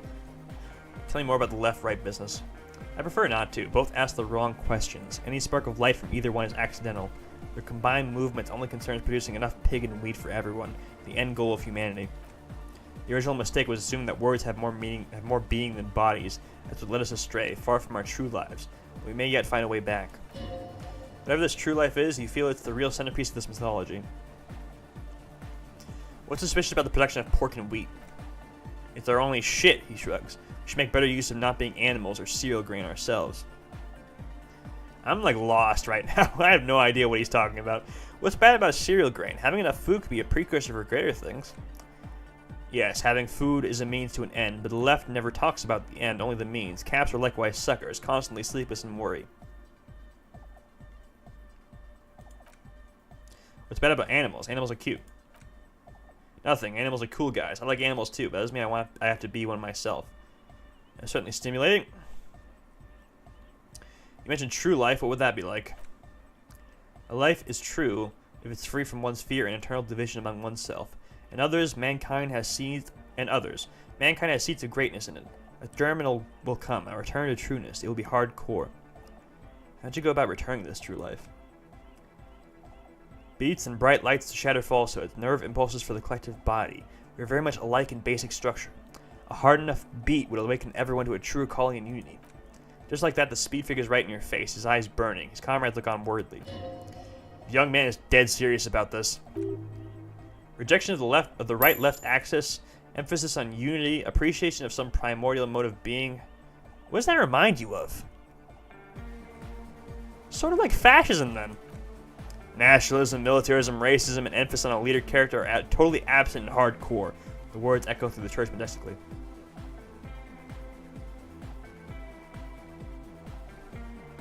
But shouldn't the ones that are more hardcore rule over the ones that are less hardcore, offering them guidance? No. Fair enough, just making an observation. Picks up a wrench and scratches his head with it, unaroused by fascism. I mean, honestly, he has a point, though. Just because you're not racist, I mean, kind of just... So you're advocating a noise-based society? Many non-Occidental cultures share a beat at their heart. Thus, they are closer to true hardcore life. There's just never been enough of them, and they had to rely on some extremely basic percussion. You keep mentioning hardcore. What does it mean to you? Utmost dedication. Thoughts from the spinal cord. Oh, I've heard that before. It's a potent superlative as well. The term also signifies certain varieties of pornography that depict penetration, just so you know. Okay, thank you, Encyclopedia. Thank you for that. Encyclopedia's like, just so you know. Hardcore is also a type of porn. Oh, God. Egghead actually has a better concept of the hardcore. He just really likes saying hardcore. Hardcore! His friend shouts from behind the mix table, with a smile surpassing your own in wideness, a total moon-faced, and eyes full of naive wonderment. We're not going to talk about this. That was vague. Dedication, something else, superlative. Maybe you're being too specific about it. Try consulting with your spinal cord like before, when you pulled those primal dance moves. I'm sure the world was glad to see them again after all that time.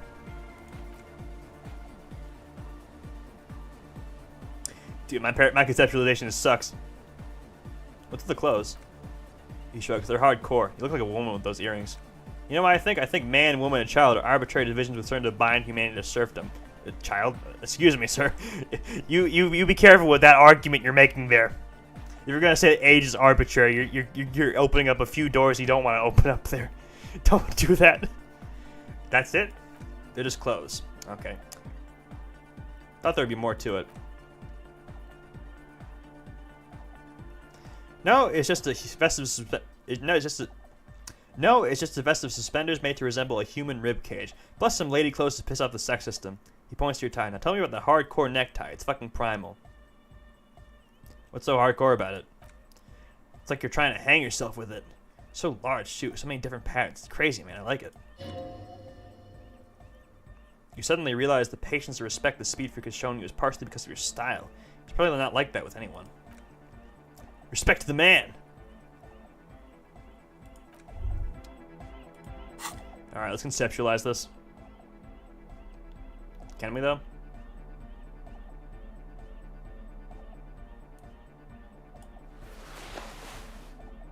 I need a new jacket for this.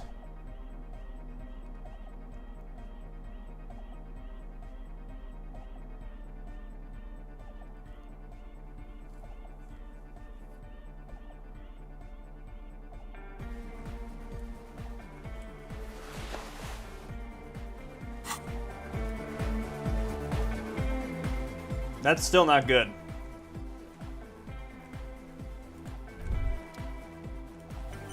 Okay, but imagine we get it first try. Damn it. Aggressive, monotonous, but also somehow sacred. Primitive yet futuristic, like a machine man. Nothing exists but the here and now. All are one purpose. All you've managed is a list. The parts don't form a whole. Yeah, can't do it. Not cool enough.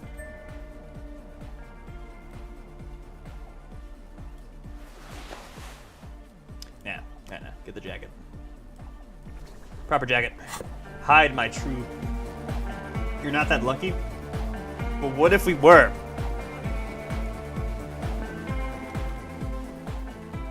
Oh.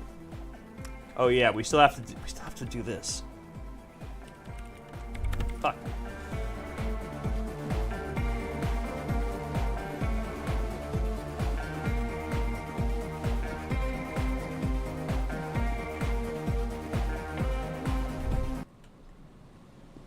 Okay, there may be more things I have to do than I thought.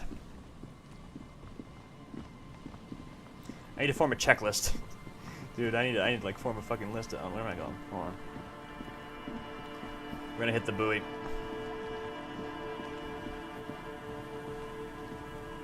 And then we'll go back to the whirling, or back to Martinez, I guess, to try and buy a book, and then we'll probably check it for that. Actually, let me talk to Hallerstam again. I think maybe he might have something else to say.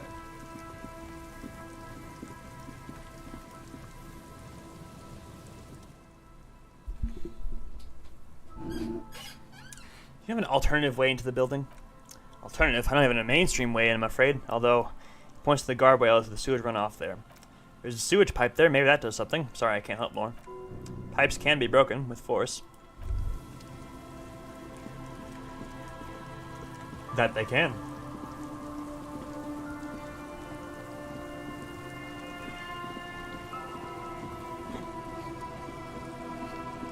Well, I'm giving myself I'm getting hiccups.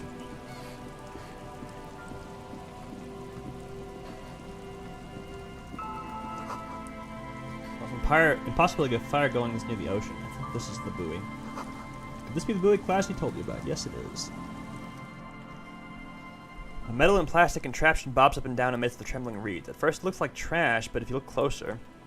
That over there, he points to the strange-looking object. Must be the buoy class he told us about. It was the one she hid her passport in. Just take a look. Yes, spindly extremities have been here, snapped the cords keeping the buoy in place. A little longer and it'll be floating somewhere out in the open sea. What? It moves across the water, leaving no traces. You're cold again as always. Yes, but who or what is this? Splendor. We're lucky it's still here. A little longer, it would have floated away. Indeed. Lieutenant nods thoughtfully. Let's see what's inside. Pick up the buoy. Buoy is not tied to anything. The cords dangling from the bottom really have been torn or cut. He lifts it out of the water easily, noticing how light it is. Examine the plastic bell. Number 11 has been written on the yellow plastic. It hasn't been in the water for very long, but it's already discolored and slimy with silt. The latch holds it closed, but only just barely. The brittle metal of the latch is cracked. Simple construction, very unsafe. Shake it. There's something in there, splashing around. Sniff it. It smells like you would expect it to smell, a concentrated version of the coast. Salt, industrial slop, and decay. The water this side of a peninsula is cleaner. Actually, it smells a little salty. Open the buoy. A shot glass's worth of seawater pours out, some algae, and nothing else. Well, damn. No documents. Who do you think took them? I have no idea. The lieutenant taps his foot, frowning. This is a minor quirk. We know what was in the buoy anyway.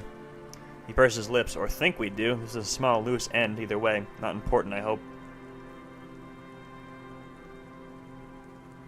Maybe Clausy took them herself? It may very well be the case. We should keep an eye on her. He sighs. Nothing more for us to do here. Let's go. Could ask what the miss what she thinks later if you have the time, though you doubt she'll tell you much at this point.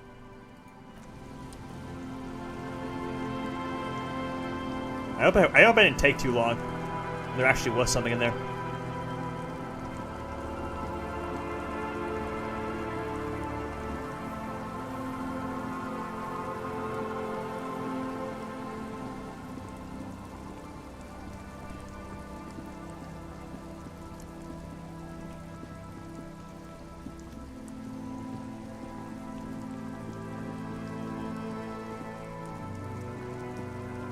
Hey, what the fuck? Move.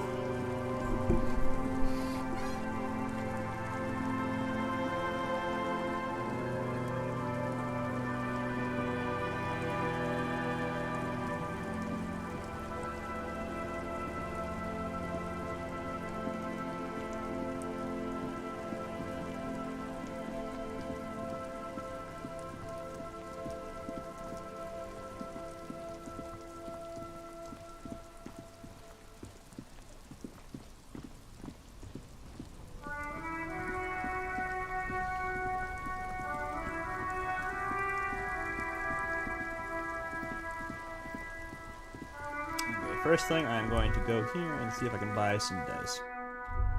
There's a specific one, I think, that will help me with a specific check later.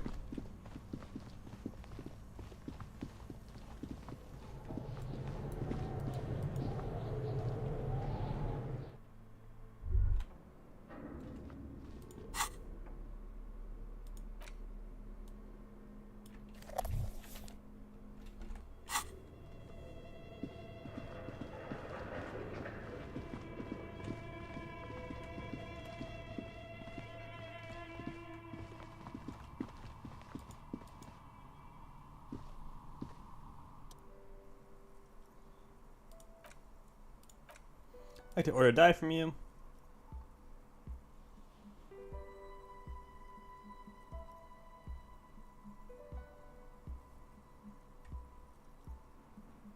Hang on.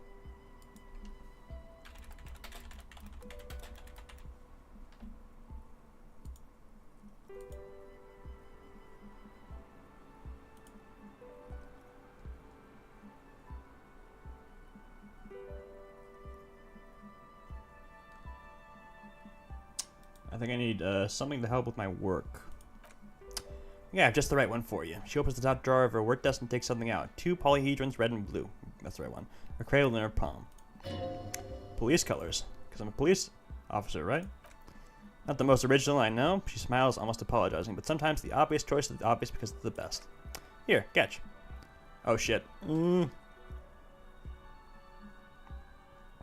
should have upped my hand coordination. Fuck! You overthink it, your hands can't agree what to do, and the 2 dice drop to the floor and scatter in opposite directions like pearls from a broken string. The blue one disappears down the pit in the center of the room. Down the drain like your career, jokes the dice maker, her eyes checking the remaining polyhedron, and she catches your eye. I apologize, officer, and the comment was necessary. Pick up the red die. One was made of bloodstone with a lapis lazuli inlay, the other one was the inverse. They were a set, you see, but now the set is broken. It's a shame, they might have brought you luck, and you'll definitely need the luck in Martinez. Fucking hell. I did not need to... I should have saved. Why didn't I save?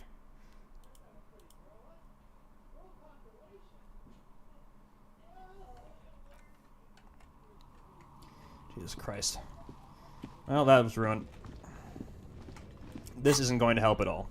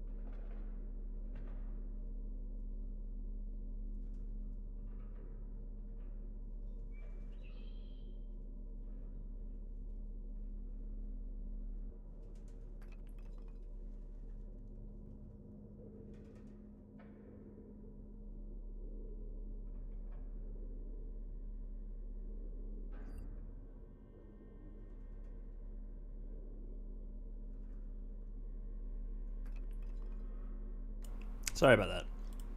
Had to leave for just a second, really suddenly. Anyway. Took the opportunity to do some Googling, by the way. I don't think we're going to be able to learn about the 2mm hole this playthrough. Because you need to get the reality lowdown from Joyce in order to remove that -10 modifier. Like, you need to. There's literally no other way. I looked it up. So, yeah, we're borked on that. Like, we specifically need the Jemiah's Vu thought or something like that. And, like, we can't get that anymore. I don't think. Especially not with Kim nearby, I don't think. Like, if you do the entire Phasmic quest before telling Lena you have no memory, then, yeah, you just miss out on the whole thing. And once again, I need to learn to stop being too scared to pick certain dialogue options.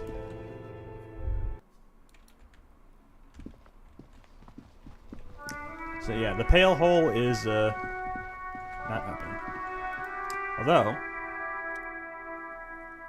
I'm gonna try you.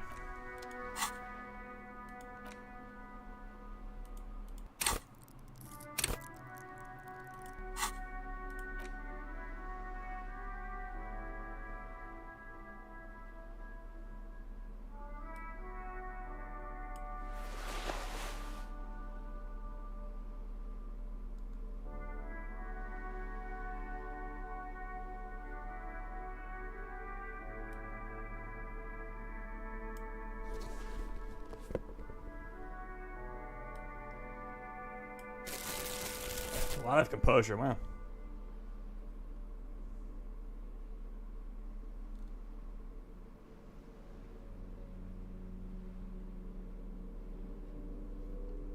Alright, we look stupid, but... Ooh, now we're doing it. I'm gonna do something now. Girl keeps her hands folded, hidden. Why is that? Why do you keep your hands folded? What do you mean, sir? She looks wary. She knows where this is going. You don't need to be worried, I'm here to help. She looks around anxiously, her hands remain folded in front of her. She doesn't want to show them. The lieutenant stands by, looking at the two of you with little interest. A facade of true professionalism. He's far more intrigued by the situation than his poise reveals. It's okay. She brings out her reddened hands. Her nails are frayed, nearly chewed down to the flesh. You bite your nails? And you knew this from me keeping my hands folded? She shoots you a suspicious glance. There were a few other hints. Well, that proves nothing. Anyone could do an easy deduction like that. Her eyes flash with defiance. She's not impressed. Want more? Bet I can figure out why you bite your nails. I got a few questions in mind. Reasons in mind. She nods, half provocative, half enthusiastic.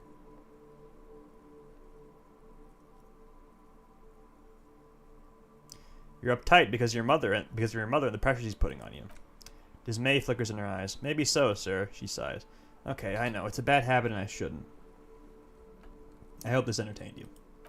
It was okay, sir. She still got a rebellious streak. There's more that can be achieved here. Ask her to do the same. You think so? Fine, do better. Do something about me. You're quite sober, she snaps back quickly.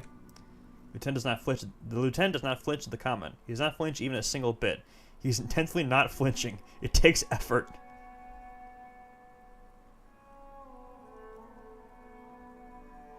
How do you know I'm usually not? Because you usually aren't.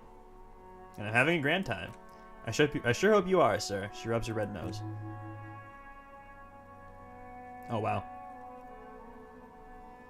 There she stands, swaying on her feet, assaulted by the early spring breeze. She smiles at you. The whole situation suddenly feels familiar somehow. Hold on. Quick clothes change.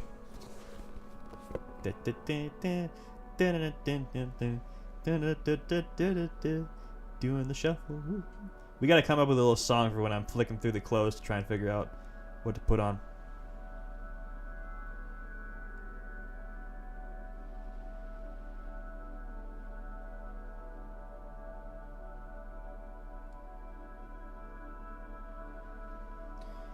Yep.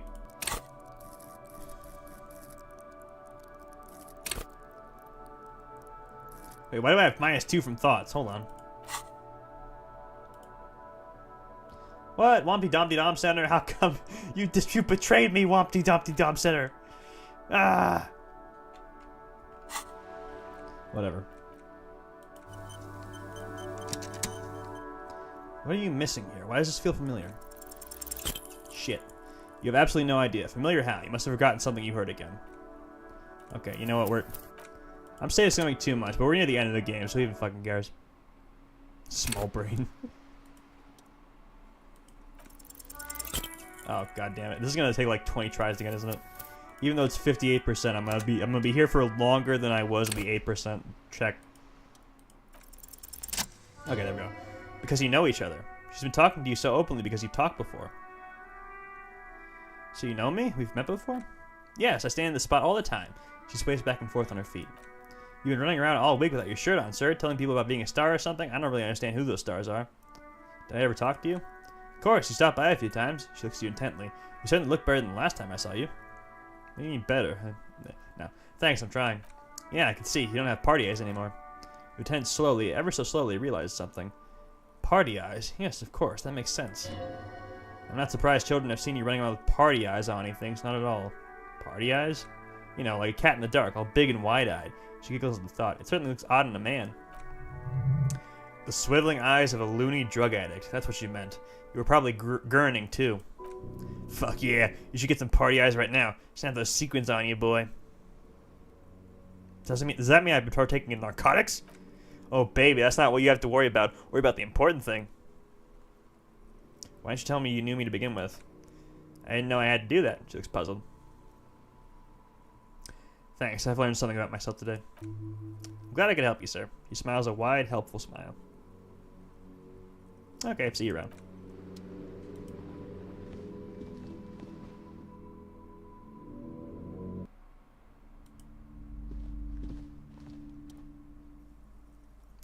All the pressure's made Annette really anxious. You know she's been chewing her nails? I've told her not to do that. It's such a disgusting habit. Her voice is firm. She'll get over it. Anxiety is a part of life. Part of hers, too, clearly. I don't think she can do anything about it. She can, and she has enough willpower. That's what's called growing pains. Life isn't easy. Life doesn't give breaks. Come on, man. It's obvious you can't do anything about it. You're placing an unnecessary burden on a small child.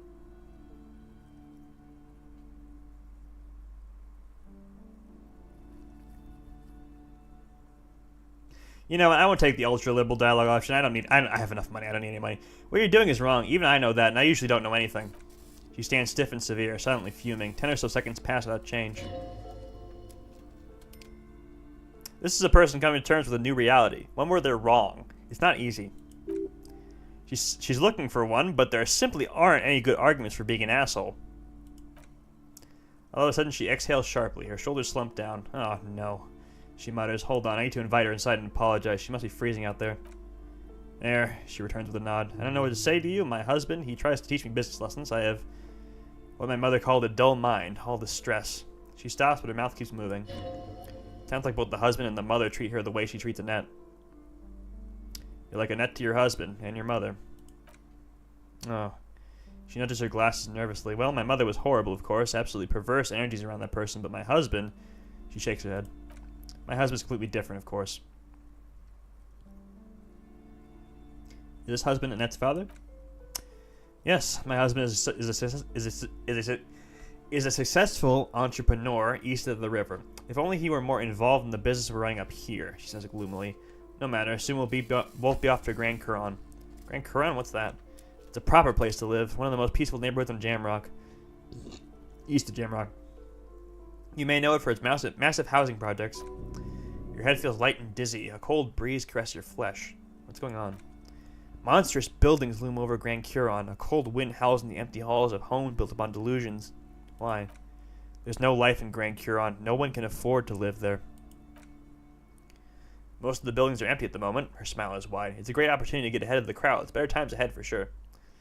And your husband's also involved with the bookstore? He made the initial investment. Since then, he's been what you might call a silent partner. Super silent. Almost inaudibly so. Is she an only child?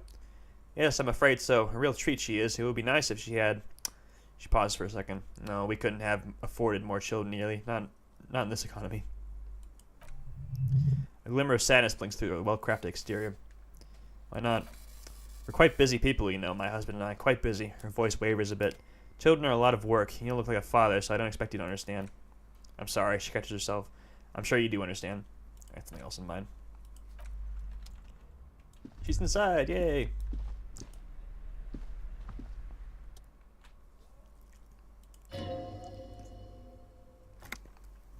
Sorry, sir, I can't talk right now. I'm very busy with my homework. I have so much homework now. You just can't win. Out of the rain and into the gutter. What are you doing now? Math. She looks into her notebook with trepidation. It's really difficult, like really. They say you need to get rich. Better than standing outside in the cold, I guess. Oh, suddenly she smiles and perks up. I found something while you were away. What is it? Dick Mullen's hat! Oh, this would fit you. Like, thanks for helping me out. Not me, the city, I mean. Like a detective does. She gives you a hat, almost exactly like the one Dick Mullen wears on the covers. Where'd you get it? Just what Dick Mullen would ask. She lowers her voice. I got it from behind the curtains. I'm not really supposed to go there. Okay, I get it. I can look just like Dick Mullen, except I'm an actual police officer. Yes, she grins. I bet it looks good on you. Really serious. Right, I have to get back on my homework now before Mom notices. Man, this is hard. She looks at the infernal dribblings under her nose. You just can't win. You try and you try.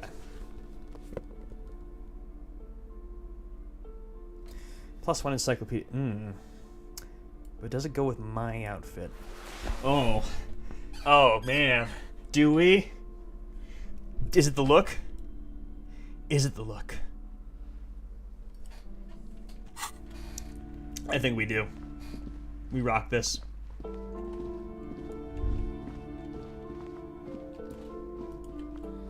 Okay.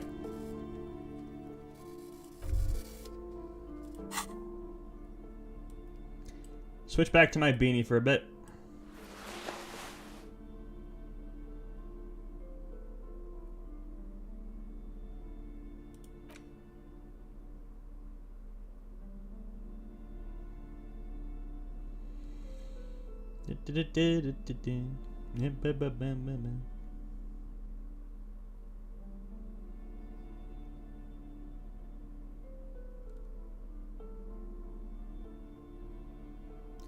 All right.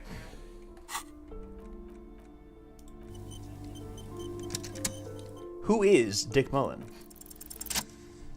Your quick eye notices a small caterpillar crawling across the spine of a book. The title reads, Dick Mullen and the Mistaken Identity. What do we have here? Mistaken Identity. A worn paperback from Dick Mullen's classic hard-boiled phase. The premise seems to be that Dick Mullen is framed for the murder of his best friend and has just a few days to prove his innocence. Why does this speak to me?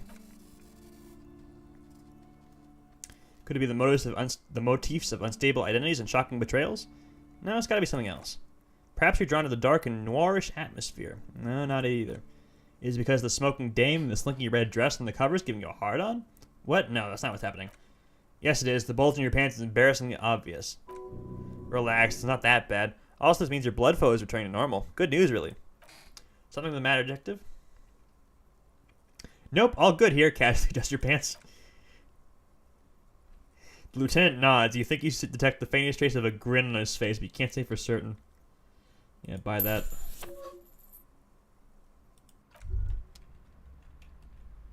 Alright, we got the book.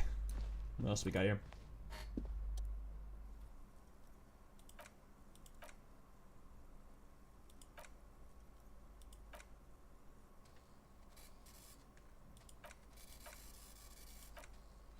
Don't think you can buy anything here. Anything of note in the shelf? I would say, the woman hums to herself, the greatest innocence. Yes, most certainly. It's an important educational tool delving into the depths of history, religion, and the relation to innocentic power. Who or what is an innocence? A very influential historical figure, but surely I don't have to tell you that. She waves her hand as if casting aside the thought. You're a law officer, and law officers have at least some education. The book is also very daring. The author aims to re-examine the universal understandings of the innocentic system, creating a fresh vantage point and shifting the tired order of things. Thought us about which of these was the coolest and the greatest. Perhaps for a layman, she scoffs, deep analysis is necessary to peel back the multi-layered meanings. So you recommend it? Certainly. It's prudent for a person to have at least an elementary understanding of history and society. Imagine the chaos we'd be in otherwise. I'm sold.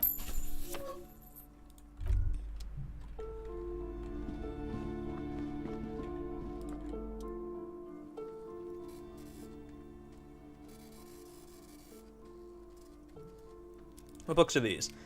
Sir, please, no browsing that shelf. She narrows her eyes. That wisdom is not for free. Can't maybe end up like opening a police door next door and stealing my customers. Oh no.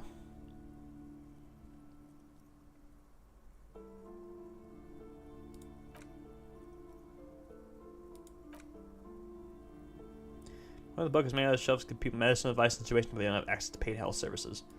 How does that work? It serves platitudes while also telling everyone that traditional medicine, the kind people don't have access to and which costs more than this book, is garbage and will only give you cancer anyway without even curing your cold or anything.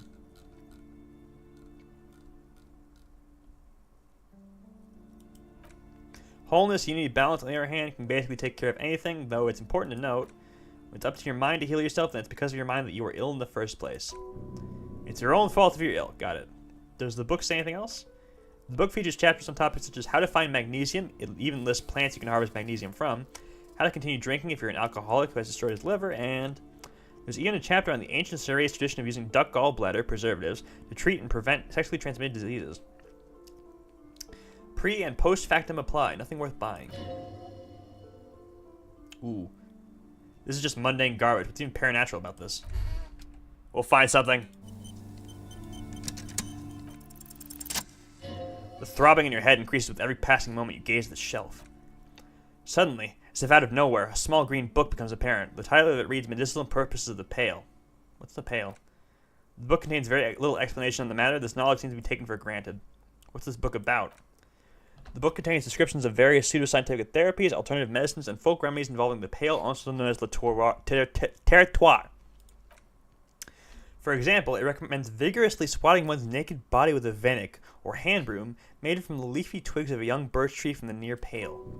Even better if you can find someone else, preferably a large man dressed in nothing but a towel, to thrash you while you're spread naked and helpless on a cool slab. Sounds painful. It's supposedly invigorating and good for the circulation. What else? It also recommends consuming distilled spirits like vodka or whiskey that have been aged in the pail. Readers are instructed to cover these jars in a shallow hole just inside the pail and leave them there for 30 to 60 days depending on the potency desired. And what does this pale aged liquor do? Among other benefits, it's alleged to restore damaged liver to perfect health. How is that possible? Is it any more improbable than anything else that human beings put their faith in? Yes, actually. What else is in there? For general health and well-being, readers are encouraged to take regular strolls to the pail through though sidebar cautions readers to limit each stroll less than an hour. The strolls promise to cleanse the mind of worries and the body of toxins, especially the perambulator performs his ritual in the nude. Nudity figures prominently in a number of these prescriptions. This is exactly what you need. I don't know. I don't want to be the party pooper, but this pale territory sounds so dangerous. Maybe you shouldn't walk in naked. Anything else of note? There's an entire section devoted to cures for men who are struggling to perform their marital obligations. I certainly don't need that. He closes the book and returns to its place on the shelf. Buy it.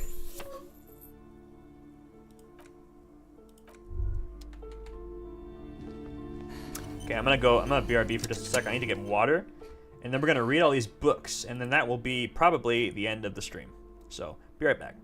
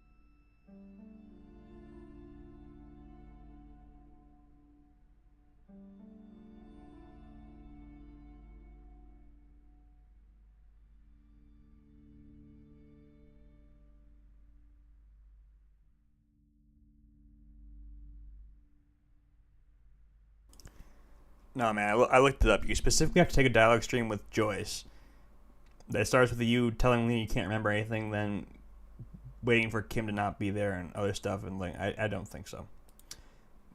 Maybe I'm wrong, but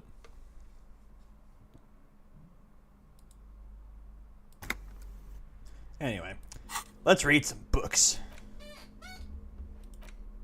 Dick Mullen, The Mistaken Identity. Another sip.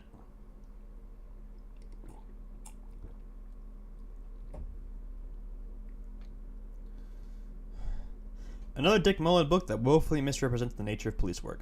In this one, our detective returns from a trip, having successfully solved one case, only to embark on another. Does he finally face the tactical nature of his occupation? No. He doesn't even look like a normal officer of the law. In your hand, you hold Dick Mullen, The Mistaken Identity. The brittle paperback feels fragile to the touch. Examine the cover. The cover features a pastiche of different scenes. In the foreground, a man in a dark overcoat clutches a pistol to his chest. Rising up behind him are two silhouettes wrapped in a passionate embrace. The tagline reads, Detective Dick Mullen must prove his innocence after an old friend is murdered by someone who looks just like Dick Mullen. That seems to sum up the premise nicely. Needless to say, it violates nearly every RCM regulation for a detective to investigate a murder in which he's the suspect. Are you really reading that, detective? I'm just skimming it. That's probably for the best. Those books aren't exactly famed for their tight plotting.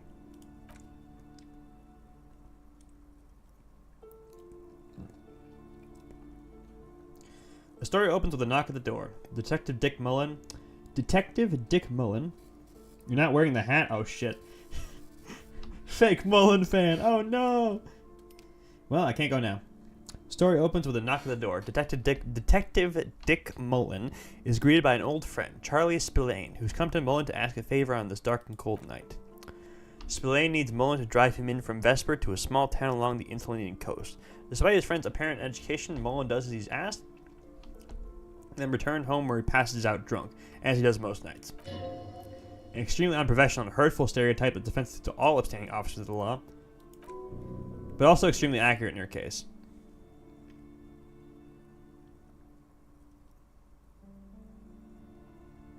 Hey, I'm trying at least. Give it time, he'll fall off the wagon sooner or later. Keep reading. 2 days later, Mullen is arrested by the Vesper police and charged with the murder of Charlie Spillane. At his interrogation, Mullen learns that Charlie Spillane was shot in a bar by the very town Mullen dropped him off in the very town, by a man matching Mullen's description. Desperate to clear his name, Mullen manages to convince Vesper police to release him for 3 days so that Mullen may solve his friend's murder and prove his innocence. The cops release their prime murder suspect so they can find the real killer. Are you shitting me? What's the matter, detective? The lieutenant turns to you with a start. I don't know who's riding the ship, but I get the feeling they aren't experts in homicide investigations. Lieutenant shrugs, resigned to the idea that his profession will rarely, if ever, be accurately represented in art and literature. They're not shitting you, detective. This is what the writers think passes for police procedure. I don't think they do. I think it's just rule of drama.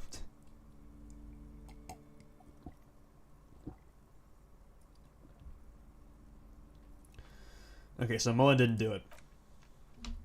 Of course Mullen didn't do it. That's the whole premise of the book. Anyway, Mullen returns to his seaside bar where Spillane was murdered and meets a beautiful, mysterious woman named Deanna Deneuve. Nice, a dame. Not just any dame, she's truly one in a million, a knockout whose mind is as dangerous as her curves, but she's got a secret. Who doesn't? Secrets are the currency of human relations. Your secrets are unknown even to you, so does that make you a rich man or a beggar? Both. Now it's getting interesting.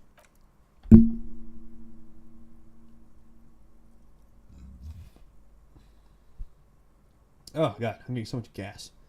I'm gonna give myself hiccups by doing this.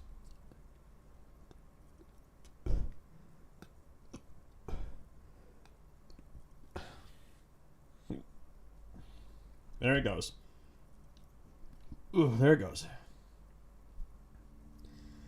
Deneuve reveals that she was Spillane's lover and that he was mixed up with a local amphetamine smuggling operation. As soon as Mullen begins pulling at strings, the whole conspiracy begins to unravel. Not only is the local police captain in on the amphetamine ring, so is the son of a powerful politician and a strung-out art collector named Torvald, each of whom has his own reasons for wanting Spillane dead. Tell me about the corrupt police captain. Outwardly, the old police captain is a real law and order crypto-fascist, a barrel-chested man who's beaten his share of suspects to a pulp. But he's also dirty, increasingly paranoid that someone's going to expose his role in the drug ring.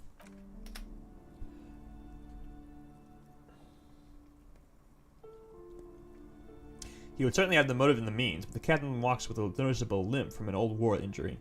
Is it possible he was able to conceal it long enough to commit the murder? The politician's son? A typical privileged twat. In all likelihood, he's just in over his head. He does bear a personal grudge against Spillane, though, a former prosecutor who nearly brought down his father's administration. The kid doesn't exactly have Dick Mullen's manly build, but he is the correct height, and while interrogating him at his home, Mullen did notice a certain overcoat that looks suspiciously like his own.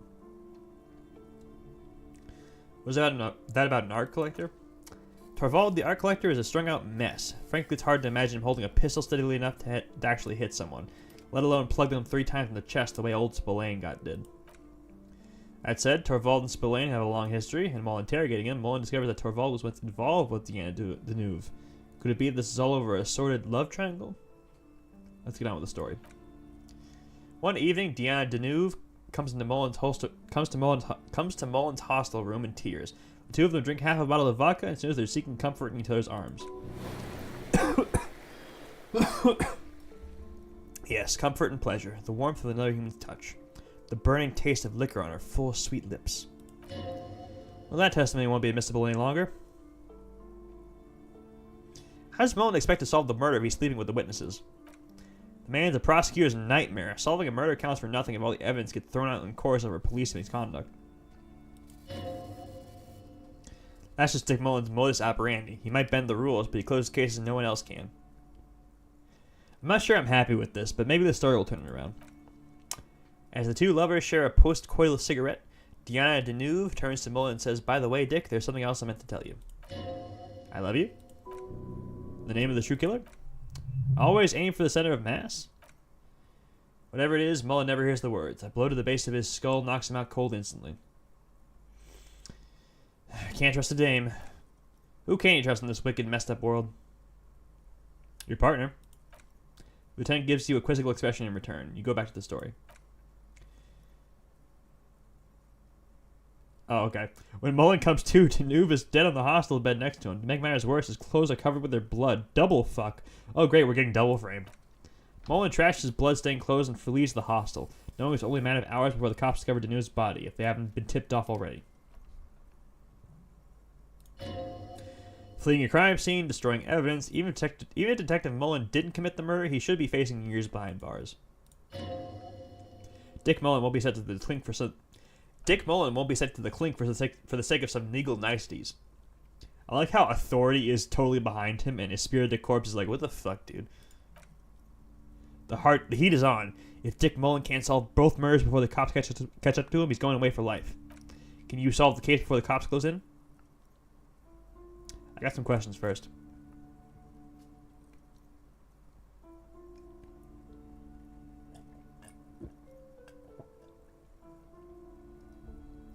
I am like fast running out of vocal energy. I think after I'm done with this book, we're going to call it. And then next episode, I'll just read the rest of the books. We are definitely serving time for stealing the dead body's kicks. It's only illegal if we get caught, Emily, okay? As long as we don't get caught, it'll be fine. Alright? Why does everyone so close to Dick Mullen wind up dead? It's a dangerous line of work, but somebody has to do it. That's why Dick Mullen never lets anyone get too close. What's the matter? Afraid you've been hacking up your friends' bodies in the night? Have you gone over everyone? Is anybody missing?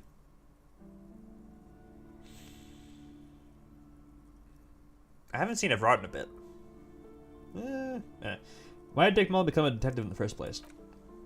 There was never a time when he wasn't a detective. He was born a detective.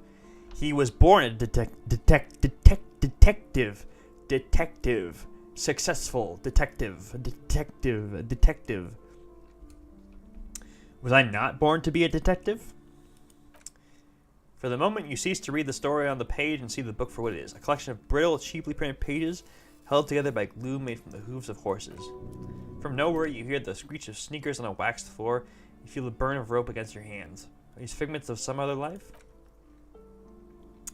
You won't find the answers you're looking for here, in other words.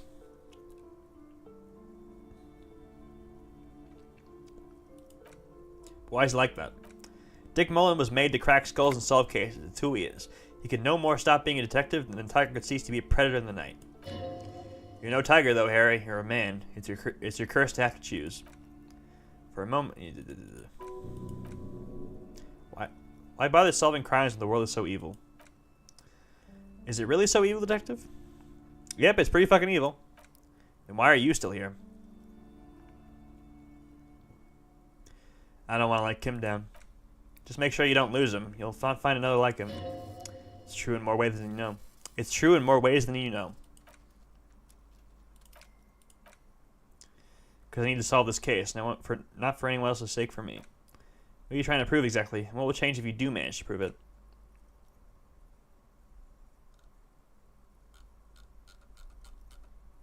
Then what does this book know? It's just a poorly made piece of pulp garbage, yada yada.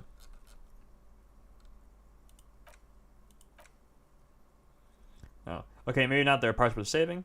Like what? The taste of a good cigarette. There are worse things in the world than the pursuit of chemical pleasures, but there are better things too. I'm too chicken shit to do anything about it. Sounds like you're in for a long, hard road, detective. I don't have any more questions. Oh, I had one more thing, didn't I? Oh, well. So who did it, detective? Who killed Charlie Spillane and Deanna Deneuve? Love did them in. What? That doesn't even make sense. There's never a straight answer with you, is there? You just get hooked on random stupid notions and then repeat them every chance you get. Now go on, find out who really did it. You begin furiously flipping through pages. Even as you know these books follow a series of well-worn tropes, you find yourself completely engrossed. You're turning pages so fast you don't even notice the ancient spline coming unglued. Oh no! You try to grab the pages that come loose, but your fingers aren't quick enough. They're gone. Dozens of pages scattered across the floor. The last fifth or so of the book seems to have been lost. It's possible you could gather and reassemble the pages, but it would take way too long. Stupid old horse glue. Ah, yes, the problem with mass-market paperbacks, they're not made to last. Perhaps this is a sign that you should get back to solving your own murder, huh, detective? Don't forget, it could have been the delirium tremens. In your hand, you hold 4 fists of Dick Mullen and the mistaken identity. Why, there's truly no point. You'll never know who did it because these pages had literally been scattered to the wind. Oh, I can reread it?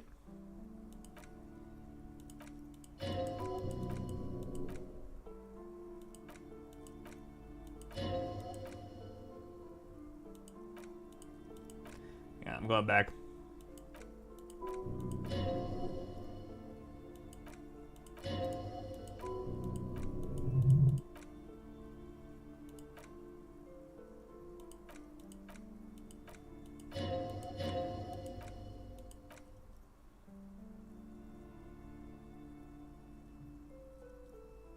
Oh, I can't even do the other thing again.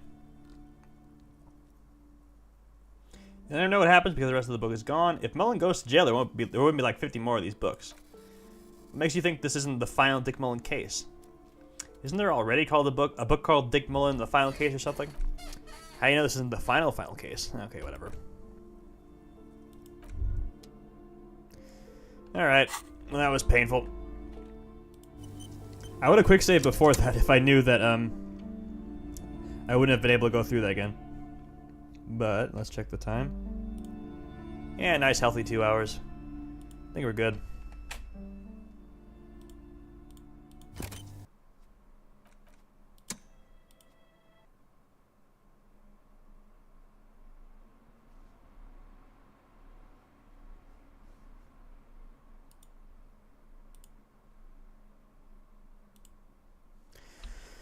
Alright, my voice is tired. Thank you all for coming today. Been a great pleasure. Good night. God bless. Tomorrow we're going to finish this fucking game, and then we're going to play something else some other time. Bye.